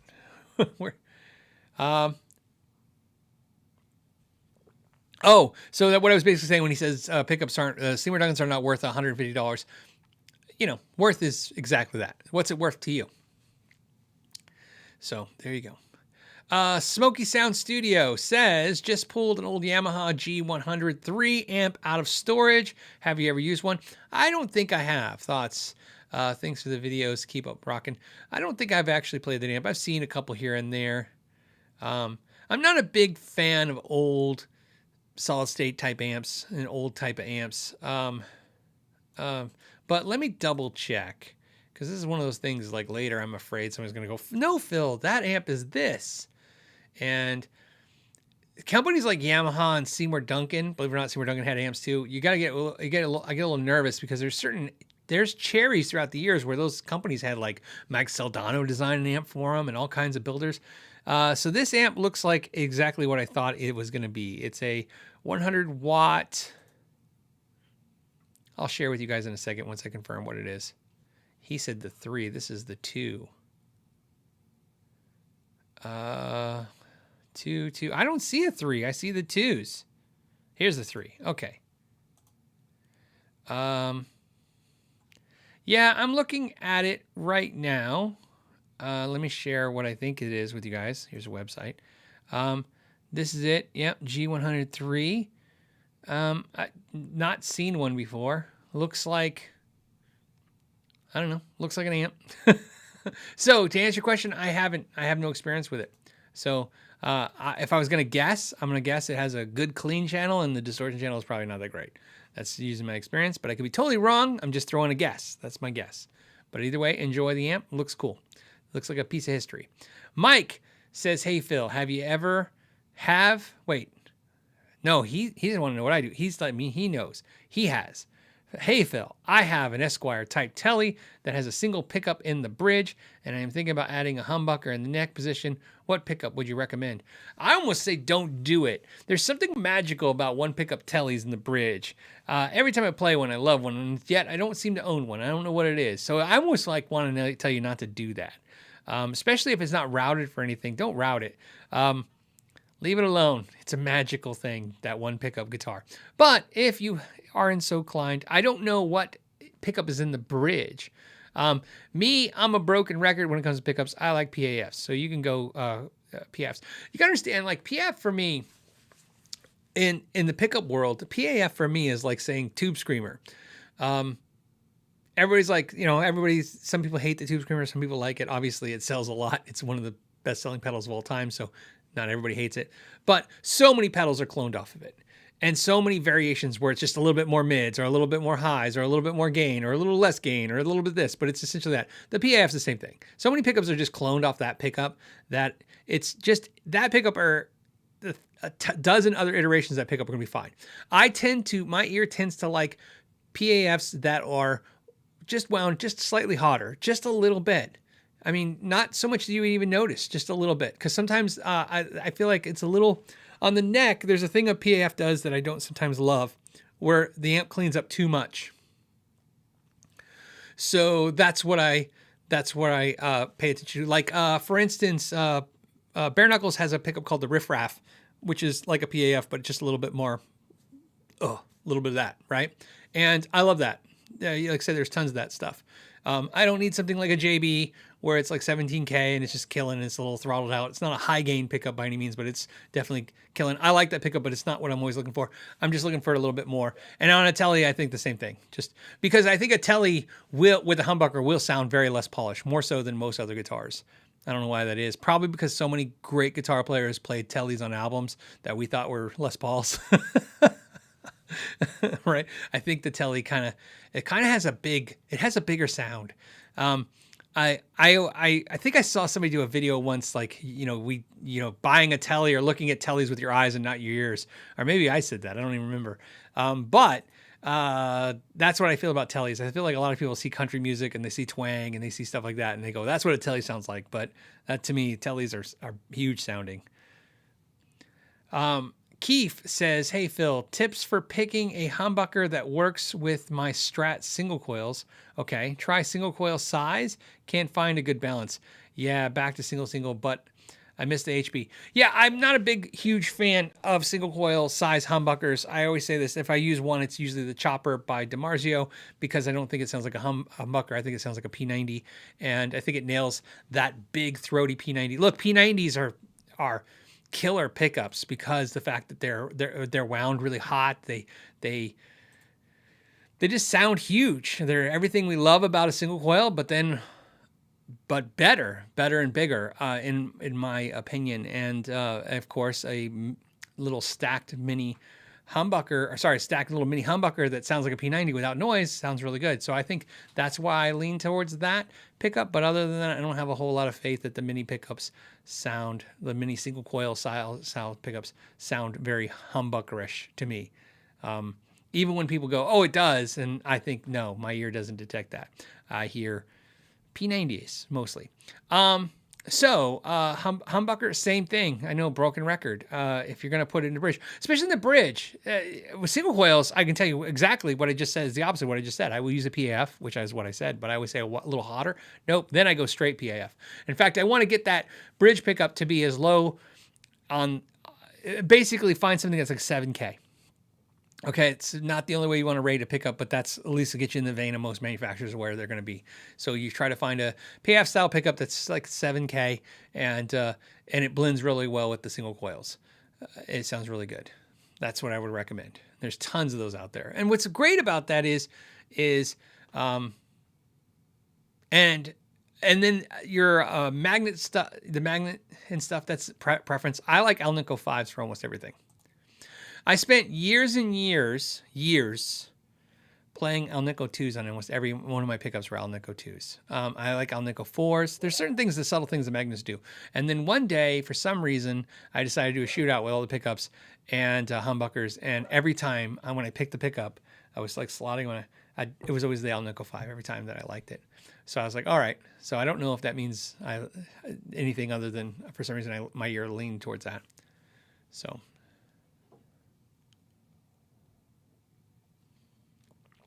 Okay. Dustin says, hey, Phil, do you think it's possible in this day and age to make a living flipping gear? If so, how would you start? I have a dozen friends I can think of right now that make a living flipping gear. A lot of people do it. Essentially, think about this. The way I would explain it to you is imagine all the things that a music store does and has, and then now imagine all those things are now. It's like making money as an Uber driver versus a cab driver. The concept is the same in the idea that you can use Reverb and eBay and Sweetwater and I don't know, Craigslist and OfferUp. I mean, there's so many places that you can put that on there. See, before it was like, okay, get a place, a location, pay rent, right? Now you can do it all from your house. Ship out there. You don't have to interact with customers. You can do shipping. So it's absolutely easy to do that. So to go back to I think there was a second part to this question, which I can't remember now. But yes, can you make a living flipping gear? Absolutely. It's not my thing. Like I said, I had a store, so that kind of puts me in that vein, obviously at one time, but I really didn't, that's not the reason why I opened the store. So it wasn't like the thing I was after. Even so, I don't know if I mentioned this, but it's probably important to mention this. So in the 13 years the store was open, we bought almost no gear from like used. We would only do trades. So very unique business model for us. So we would sell new gear and used gear, but used gear only by trade. Because of the fact that I had no interest in people coming in and telling me how they needed rent and they were just going to sell me gear dirt cheap. It's a great margin. It's a great way to do it. It wasn't what I was interested in.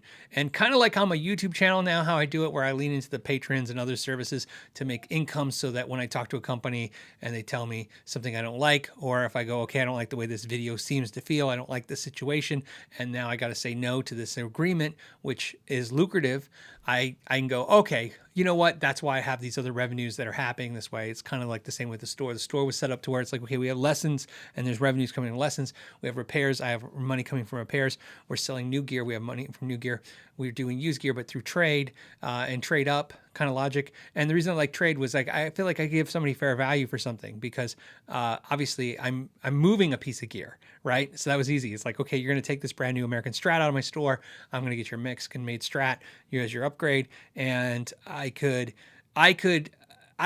blend the deal. In other words, I could say, okay, maybe his Strat used was worth at the time $400. Normally your logic as a dealer is like, I want to buy it for $200, but I could say, okay, well, I'll give you $300 for it, because in my head I'm thinking, well, I would probably give him 10% off if he bought that American Strat off. So let's do, that's $100 off a $1,000 sticker. There's a discount for him. So now I'm giving him better value that way. And more importantly, I didn't have to deal with, like I said, people in desperate positions. Now, as I said, I have a dozen friends who make a living doing exactly that. I'm not judging anyone. Hey, there's a reason why, people are I've been in a bad way. Everybody's been in a bad way. I don't curse the people that, profiteered from my bad situations in my life, as long as it was done ethically. And so it's good. That being said, you can do that, but you have to, the question is, where would you start? Well, you start with educating yourself, because what I can tell you is, what will kill you is, yes, you won't have a store. You won't have the overhead of a rent. You won't have the overhead of a lot of things going on, but you will have the overhead of mistakes. Mistakes will kill you. And you got to understand, when you decide to get into the flipping game, there's a lot of people who are playing the game against you that you may not realize at first. Over the years, you figure it out, but at first you don't know, which means everybody's going to come at you with like a story like, oh, I got to get divorced and here's this guitar dirt cheap. And then you get it and you find out the neck is twisted because you didn't look at it, or there was the wrong pickups were stuck in it, or there's some other situation going on, right? Because they're going to justify where they're going to give it to you for a good deal. A lot of people have a story of why something is dirt cheap, and sometimes it's a con. It's real, and that's why, like I said, I like doing the trade environment, because I feel like these people became more than just the person of an opportunity trade. Like if you sell something to someone, like somebody comes to your store and sells you a piece of gear used, leaves, you probably not see them again, right? But a trade, I saw those people all the time. There was always a trade. And so that's why I like that way. But back to the flipping thing, you have to be educated on it. You have to know it. You have to wake up every day. And I'll just use a couple of my buddies that I know do really well with it. 6-figure income well with it, with no store, just off eBay or Reverb, okay? That they're literally nosing in it every day. Every morning they have a ritual. They get up, first thing they do on the toilet, they look at Craigslist. They're looking for deals because they got to be the first call on Craigslist every day. You can be the first call, right? They're relentless. That's the technique. How you get gear at good prices. They're relentless. It's about being the first, hammering on that person, following up. Hey, you still haven't considered my offer? Come back to it. They're always looking for that stuff they know has margin. They are on offer up first thing in the morning. Then they're perusing the other things. Then they have to go. You get in your car and they go in their cars and they have to go to pawn shops and they have to go to stores, and that's how you flip gear. These guys make, like I said, 6 figures, but it's a grind. And I think a lot of them, as they age, they become become tenured in it. They can figure out ways to not kind of put in the hours, and they just find the better opportunities. But they don't make money. In today's day and age, I always hear like, well, how could they make money? Because everybody can buy, figure out what stuff is. They're going to sell dirt cheap. No, they're just smarter than you. That's what it is. So for some person's like, I know what I have, I'm not selling it too cheap. There's a ton of people that don't know what they have. And there's businesses. They go to guitar centers all the time. All the time. A lot of them live on guitar centers and pawn shops, not so much anymore, but pawn shops, music stores. They actually live on the retailers being misinformed, because they know that maybe the person in processing a guitar center didn't look at the right thing. They were a kid. They didn't have the experience. And now they have the guitar marked for $799 when it really should sell for $1,800 because it's the wrong color, right? Because that's the thing, the wrong model. So to answer your question, yeah, you can make money, and where do you start? Education. It's no substitute for that, because if you're looking up stuff, you're not very good at this. You have to be on it. Notice sometimes I have to look up an amp when somebody talks to me and stuff. It's because I'm not versed in it daily like I used to be when I was always selling gear. You have to be more versed in it, because somebody's always going to have you something, and you have to know exactly what it is they're trying to sell you or trade to you or buy from you, because you never know. You don't want to be the person that sells it for the wrong price or buys it for the wrong price. So there you go. Hold on. Just checking. Somebody's... a lot of people, okay, so comments right now, I'm seeing some comments about talking about fees, selling online. That stuff doesn't matter to these guys. And like I said, they don't care about that. That's the last thing they complain about.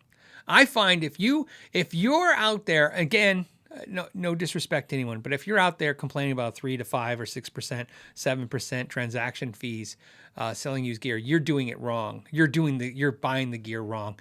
You shouldn't have tight margins. Everything should be like I said, you're looking for nothing but windfalls. You're looking for, they didn't know they had a Japanese Jackson. They thought they had a Korean Jackson or an Indonesian one. They didn't know that they had a 73 real Strat. They thought they had a 73 reissue Strat. There's a lot of that stuff. So like I said, that's where the education comes in. You walk in a store, and I've done it. I told you, I call it rescuing. I've rescued guitars. Ralph owns 3 current guitars that I rescued. These are guitars, including one of my Les Pauls. They were guitars that in that particular case, I'd walked into Guitar Center. They had it priced way too cheap. I looked at it. I knew exactly what it was, and it was not what they basically thought it was. So I walked up to the counter and I bought it. And in that case, my intent was to wait a year and then sell it, and because it was just an opportunistic buy, and why not? And take $1,200 and turn it into $2,000, make $800 and play a guitar for a year. It sounds like a good idea. And in Ralph's case, it was like he's looking for one. I go, I have one in my closet in a case, and I bought it super cheap, and you can just buy it for what I paid for it. And so sometimes there's situations like that. But your margins are high, and keep in mind those fees sound horrible when you have a business, right? When you have a business, or when it's your personal thing, and you're trying to mitigate the hemorrhage of loss. In other words, you paid $1,000 for it new, now it's worth $7,000. You're losing $300. Now you're really focused on, oh man, and an additional $100 and costs. Now I've lost $400. But that's a different game when you're selling off your used gear. You're not a flipper.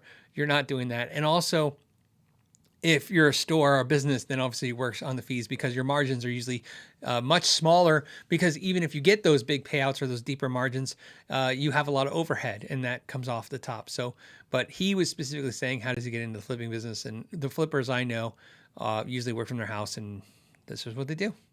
That's what appeals to you. Do it, I guess, right? It's,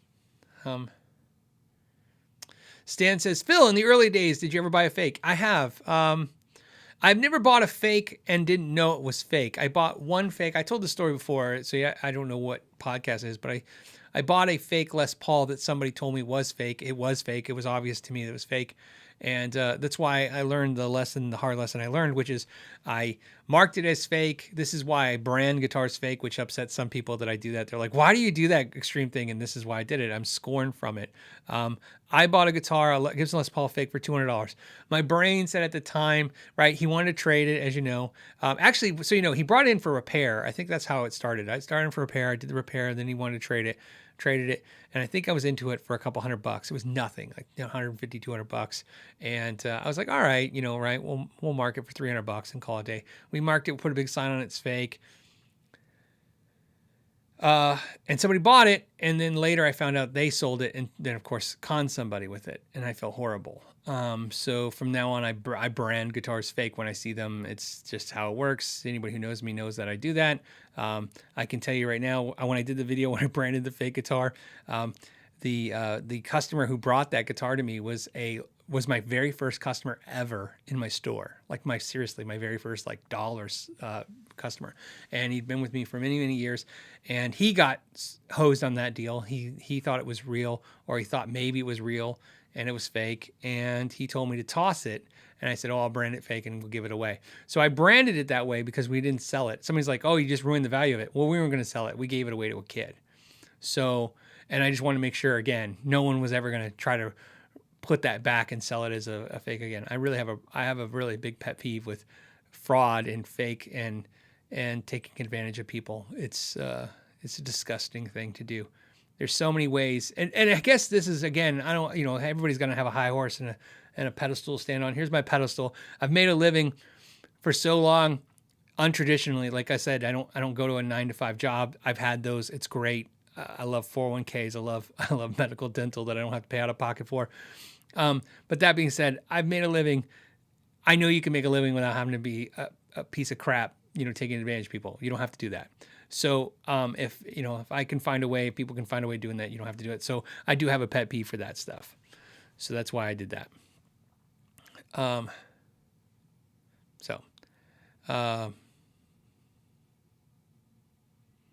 So what? Yeah, that was the time I bought a fake. Okay. We're almost done. Almost to the end. Okay. And then we'll have Halloween weekend of guitar playing. I have to play spooky songs. Okay, let's get these these questions out.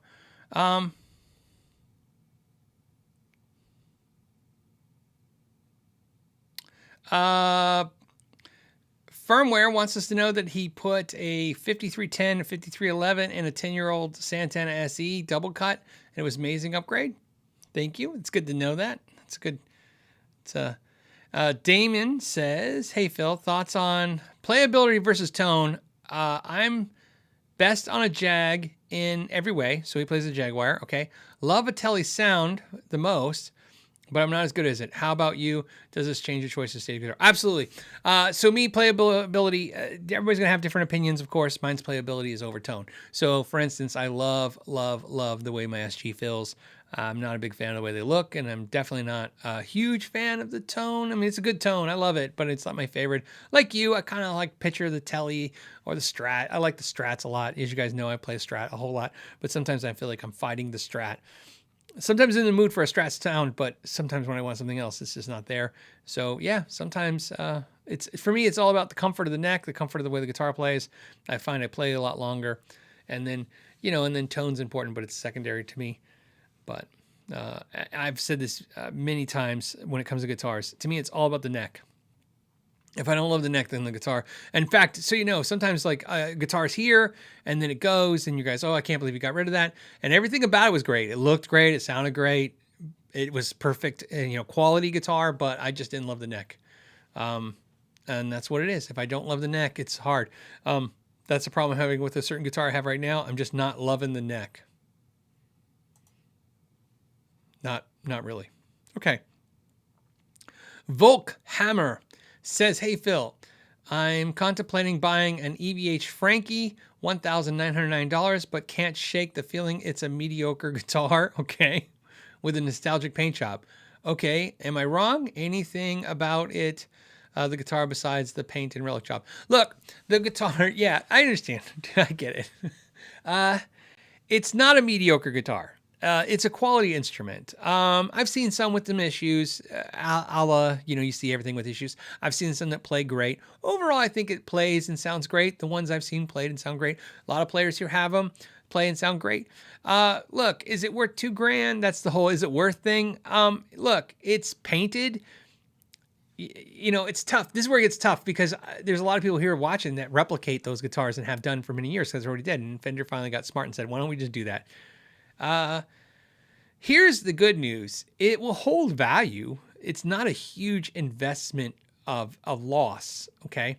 What I mean by that is I don't see a world where you pay $2,000 for that guitar and it's worth $1,000 one day. I think it will slowly hold value. I think because of Eddie's passing and the guitar boom, I think Fender probably made a lot because I feel like you couldn't get them and the price went up. And then now you feel like they got soft in the market. I think it's because they made a whole lot. But I think at the core of your question is, I think you're worried that you are paying a lot of money for the paint job. You are. There's a nostalgia to that, of course. I have one. I don't have that one. I have the Stripe series that's shiny. I don't know what it is. It's an age thing for me is what I've noticed with Eddie. Like Eddie is kind of a funny thing when it comes to people's age. It's like your age dictates what Eddie you are. So like, you ever heard this? I heard this analogy once, like about women that basically, if they like Ewoks, that means they were young when Star Wars came out, and if they don't, I guess they were older when Star Wars came out, or Return of the Jedi, some story like that. I'm just giving you the connection. I feel like I can know a person's age by what Eddie guitar they like. So when they go, I like the white and black guitar, I go, oh. Kind of like graduating class 84, right? And so, and then it's like, if they go, oh, I like the stripe guitar, the red stripes, like, oh, graduating class 86 or whatever, I mean, right? Kind of thing. And it's like, oh, I like the Wolfgang guitars. Oh, graduating class 90, it's like, right? It's kind of like, those years aren't exact. You get the idea. You just get the idea. You kind of get somebody's age from that. And for the striped guitar, for some reason, for me, I like it shiny. I don't like it all faded. So I have the striped one made in Mexico. It's shiny. It's a great guitar. It's one of my best playing guitars. Yeah, it's all about just having a piece of that Eddie history. And I have no regrets in that. That one it's $1,000, not $2,000, but I get it. A lot of people like the more relic version one. And, do it. It's, the rule is like, if you should get a guitar, we say you should get it. But also, I just don't think you'll regret it. Here's what I will tell you'll regret. You selling it. That's the thing you'll regret. If you don't have $2,000, if you're pushing your budget, if that's whatever the problem, if you think it's going to ache on you that you got this money and then you're going to want to sell it because it's a lot of money invested, then don't do it. But if you have the money, if you've got the ducats to buy that guitar, I think in the long term, it's not a great investment. I'm not saying that, but I'm saying you'll get many years of enjoyment out of it. It's fun to play. It's cool. It's definitely a cool conversation, man. Nobody looks at an Eddie Van Halen striped guitar. I mean, nobody. It's the only guitar that everyone knows. Like everyone knows that guitar. It doesn't even matter if they don't even know what Van Halen is. They know that what that guitar means. I have this funny thing that happened with the Stripes guitars. I had a kid that came to the store and he had Eddie Van Halen Stripe stuff, and I just always assumed that it was Eddie Van Halen. He was an Eddie Van Halen fan.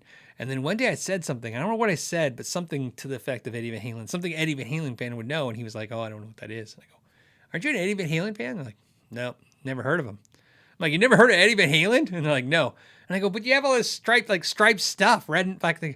He goes, "Yeah." He goes, "I just saw it." And I goes, "I saw it on a guitar once." And I go, "Yeah, that's Eddie Van Halen." He's like, "Oh."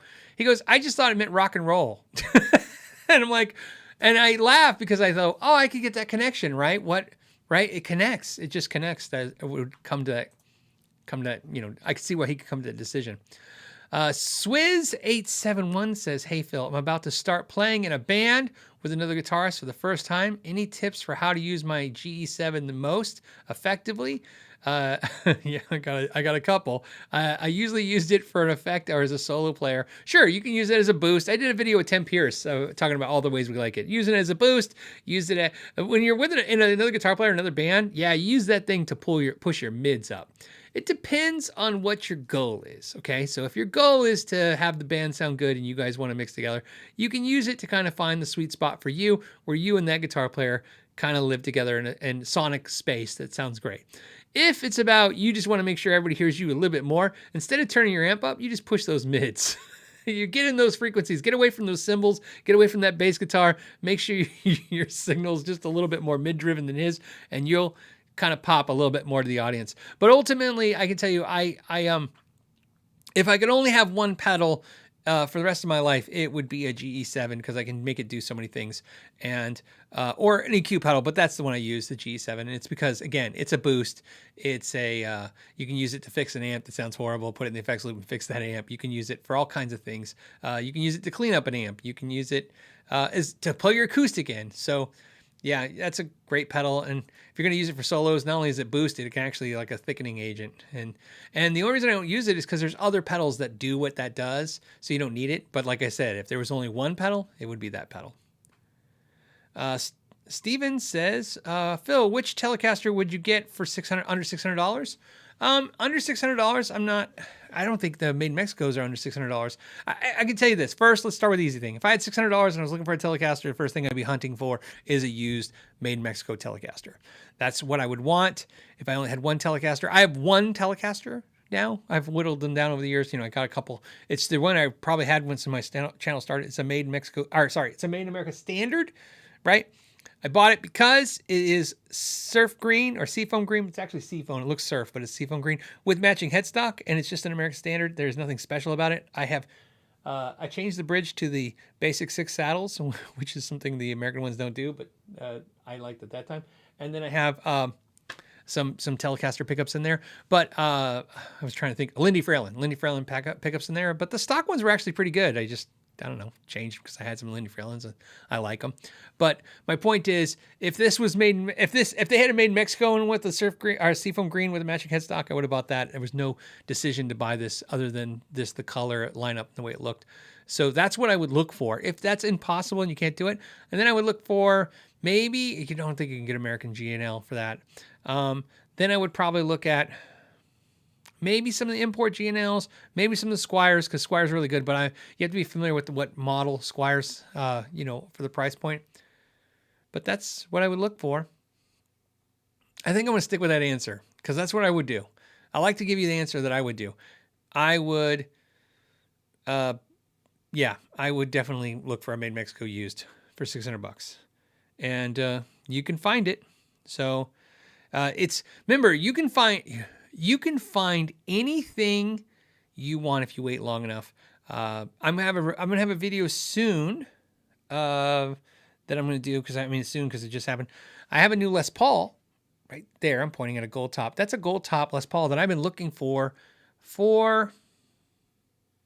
I can't even think, 10 years at least. 10 years I've been looking for that Les Paul. And I bought a couple. That was my mistake. So I bought a couple others and stuff. This is the one I don't want to tell you guys why and how I found it, but I've been looking and I've been looking every day for 10 years for that Les Paul, that exact one. And I finally found it, and it's literally like a holy grail Les Paul for me in every way. And And it was worth it. It was worth waiting to find it. I almost gave up recently too. It's funny. It's kind of how the irony of the world works. I almost recently said, screw it. I'm just going to buy like a custom shop or something and pay all this crazy money. And I kept fighting, and then it popped. I found one. Okay. So Meester says, hey, studying voice and my gas has eased a little. Okay. Let's see. Frontman guys. Whoa. Personalities of instrumentalists are much easier. Okay, gonna sing with a small classic chorus and sit with a rock bass player. Okay, that's cool. It's good to know. He says he also wanted to know any news on the fired U.S. employees. Well, first of all, Fender did last weekend. They did a hiring thing. They were hiring again. There was posters put out. A lot of you guys talked about it. I talked to some friends at work at Fender, and they basically said, yeah, they're hiring. They're hiring again. And I stick with all the critiques I gave about Fender when they did the layoffs. I still stick with as I think it was just poor management style to do that, the way they handled it. I understand. No, I don't understand. I understand everything that they did. I don't agree with it. That's what I'm going to say. I don't agree with any decision they did. I think there's always a different way to do stuff. I think it was all just because that's, a option doesn't mean it should have been the option. So to answer your question, some of the employees found other jobs at other places, and some of the employees might end up back there because they are now hiring again. They're hiring for both first and second shift. As I said, I think one of the things I didn't like about it, the way it vibed to me, is what I kind of said on that podcast was, there was some grumblings about a recession and slowdown in the economy. And then, of course, Fender's doing layoff. And a lot of people defended Fender as, they have the right to, and saying, well, Phil, you don't understand. The economy is going crappy and we got to lay people off. And I'm like, yeah, but we're still selling lots of guitars as an industry. I mean, I can see it every day. They're selling lots of stuff. And there's, so it's, to me, it wasn't that it's the slowdown was the problem. To me, it was Fender had a lot of inventory. They should have slowed down a little bit before. They didn't. And I think they calculated some dealers and some things that were going to stay in place that didn't. And of course, the employees paid the price for that, as a lot of times they do. And that's my whole problem with that. And I also, because I like to be very transparent and very upfront about everything, I might have, when that happened, I was probably a little irritated, as well as a couple weeks before, very short before, not months, but weeks before the layoffs at Fender, a bunch of my friends who work at Fender, because I have a lot of friends that work at Fender, I have a lot of friends that work at Gibson, I have a lot of friends that work in this industry. They're my friends. We literally chat daily. They got a box of Cracker Jacks and a sticker that said Fender Family as a gift, like thanks for doing a great job.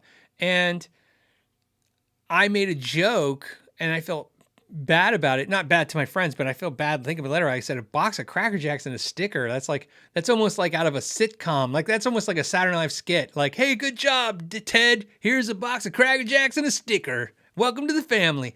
I was like, doesn't seem like, hey, we had 2 years of record sales. Here's your profit sharing. Here's what we're going to do to help the fact that you live in one of the most expensive places in the world to work, which is California. Instead, it was a box of Cracker Jacks and a sticker that said you're part of the Fender family. And I didn't say anything to them. I just thought it, like I said, that's why I felt bad. I thought it was horrible that, I was like, what I resigned to do in my head was go, well, maybe the person who bought that had good intentions. Maybe they're at Costco and they were like, maybe all the employees will like a box of Cracker Jacks. And maybe there was nothing to be said about that other than that. But then a couple weeks later, to see that it was layoffs, to me, in my mind, in that day, I didn't want to talk about it because I was just too emotional at that point. I went, are you telling me that there's a world where a company who had 2 years of record sales gave their employees a box of Cracker Jacks and then a couple weeks later laid off a bunch of people? I just feel like, again, maybe, you could, management's top down, you could just pay attention. I just thought that was horrible. And again, I always refrain because I try not to be so judgmental about stuff because, hey, everybody's got a job, everybody's got a company, and everybody's decision is a lot harder than it looks to somebody else. And I say that, like I said, not everyone can know the whole story. But when a company's big like that, I think criticism is safe, that they need it, because sometimes they don't see it. They think everything that they do is perfect. And now they're hiring again. So if you're looking for a job, Fender is hiring. I say that, but I can't not say this part of don't just be prepared. You might get a box of Cracker Jacks and a walking papers one day, and that's the thing that I was saying that they're going to have to live with. That's the problem. As someone who's worked for corporate America and has been part of layoffs, in other words, I was not laid off. I had to lay off people. I can tell you, I don't care what anybody says. There is a damage you do to the working employees that stay there. It basically does two things that I hate. One, it puts everybody in fear of their jobs, as it does, and which is not good. If you can save from, not only just traumatic to let somebody go, that's traumatic. Okay, let's be honest. Everybody's been laid off or fired or some version. It's very traumatic. In fact, people commit suicide from that.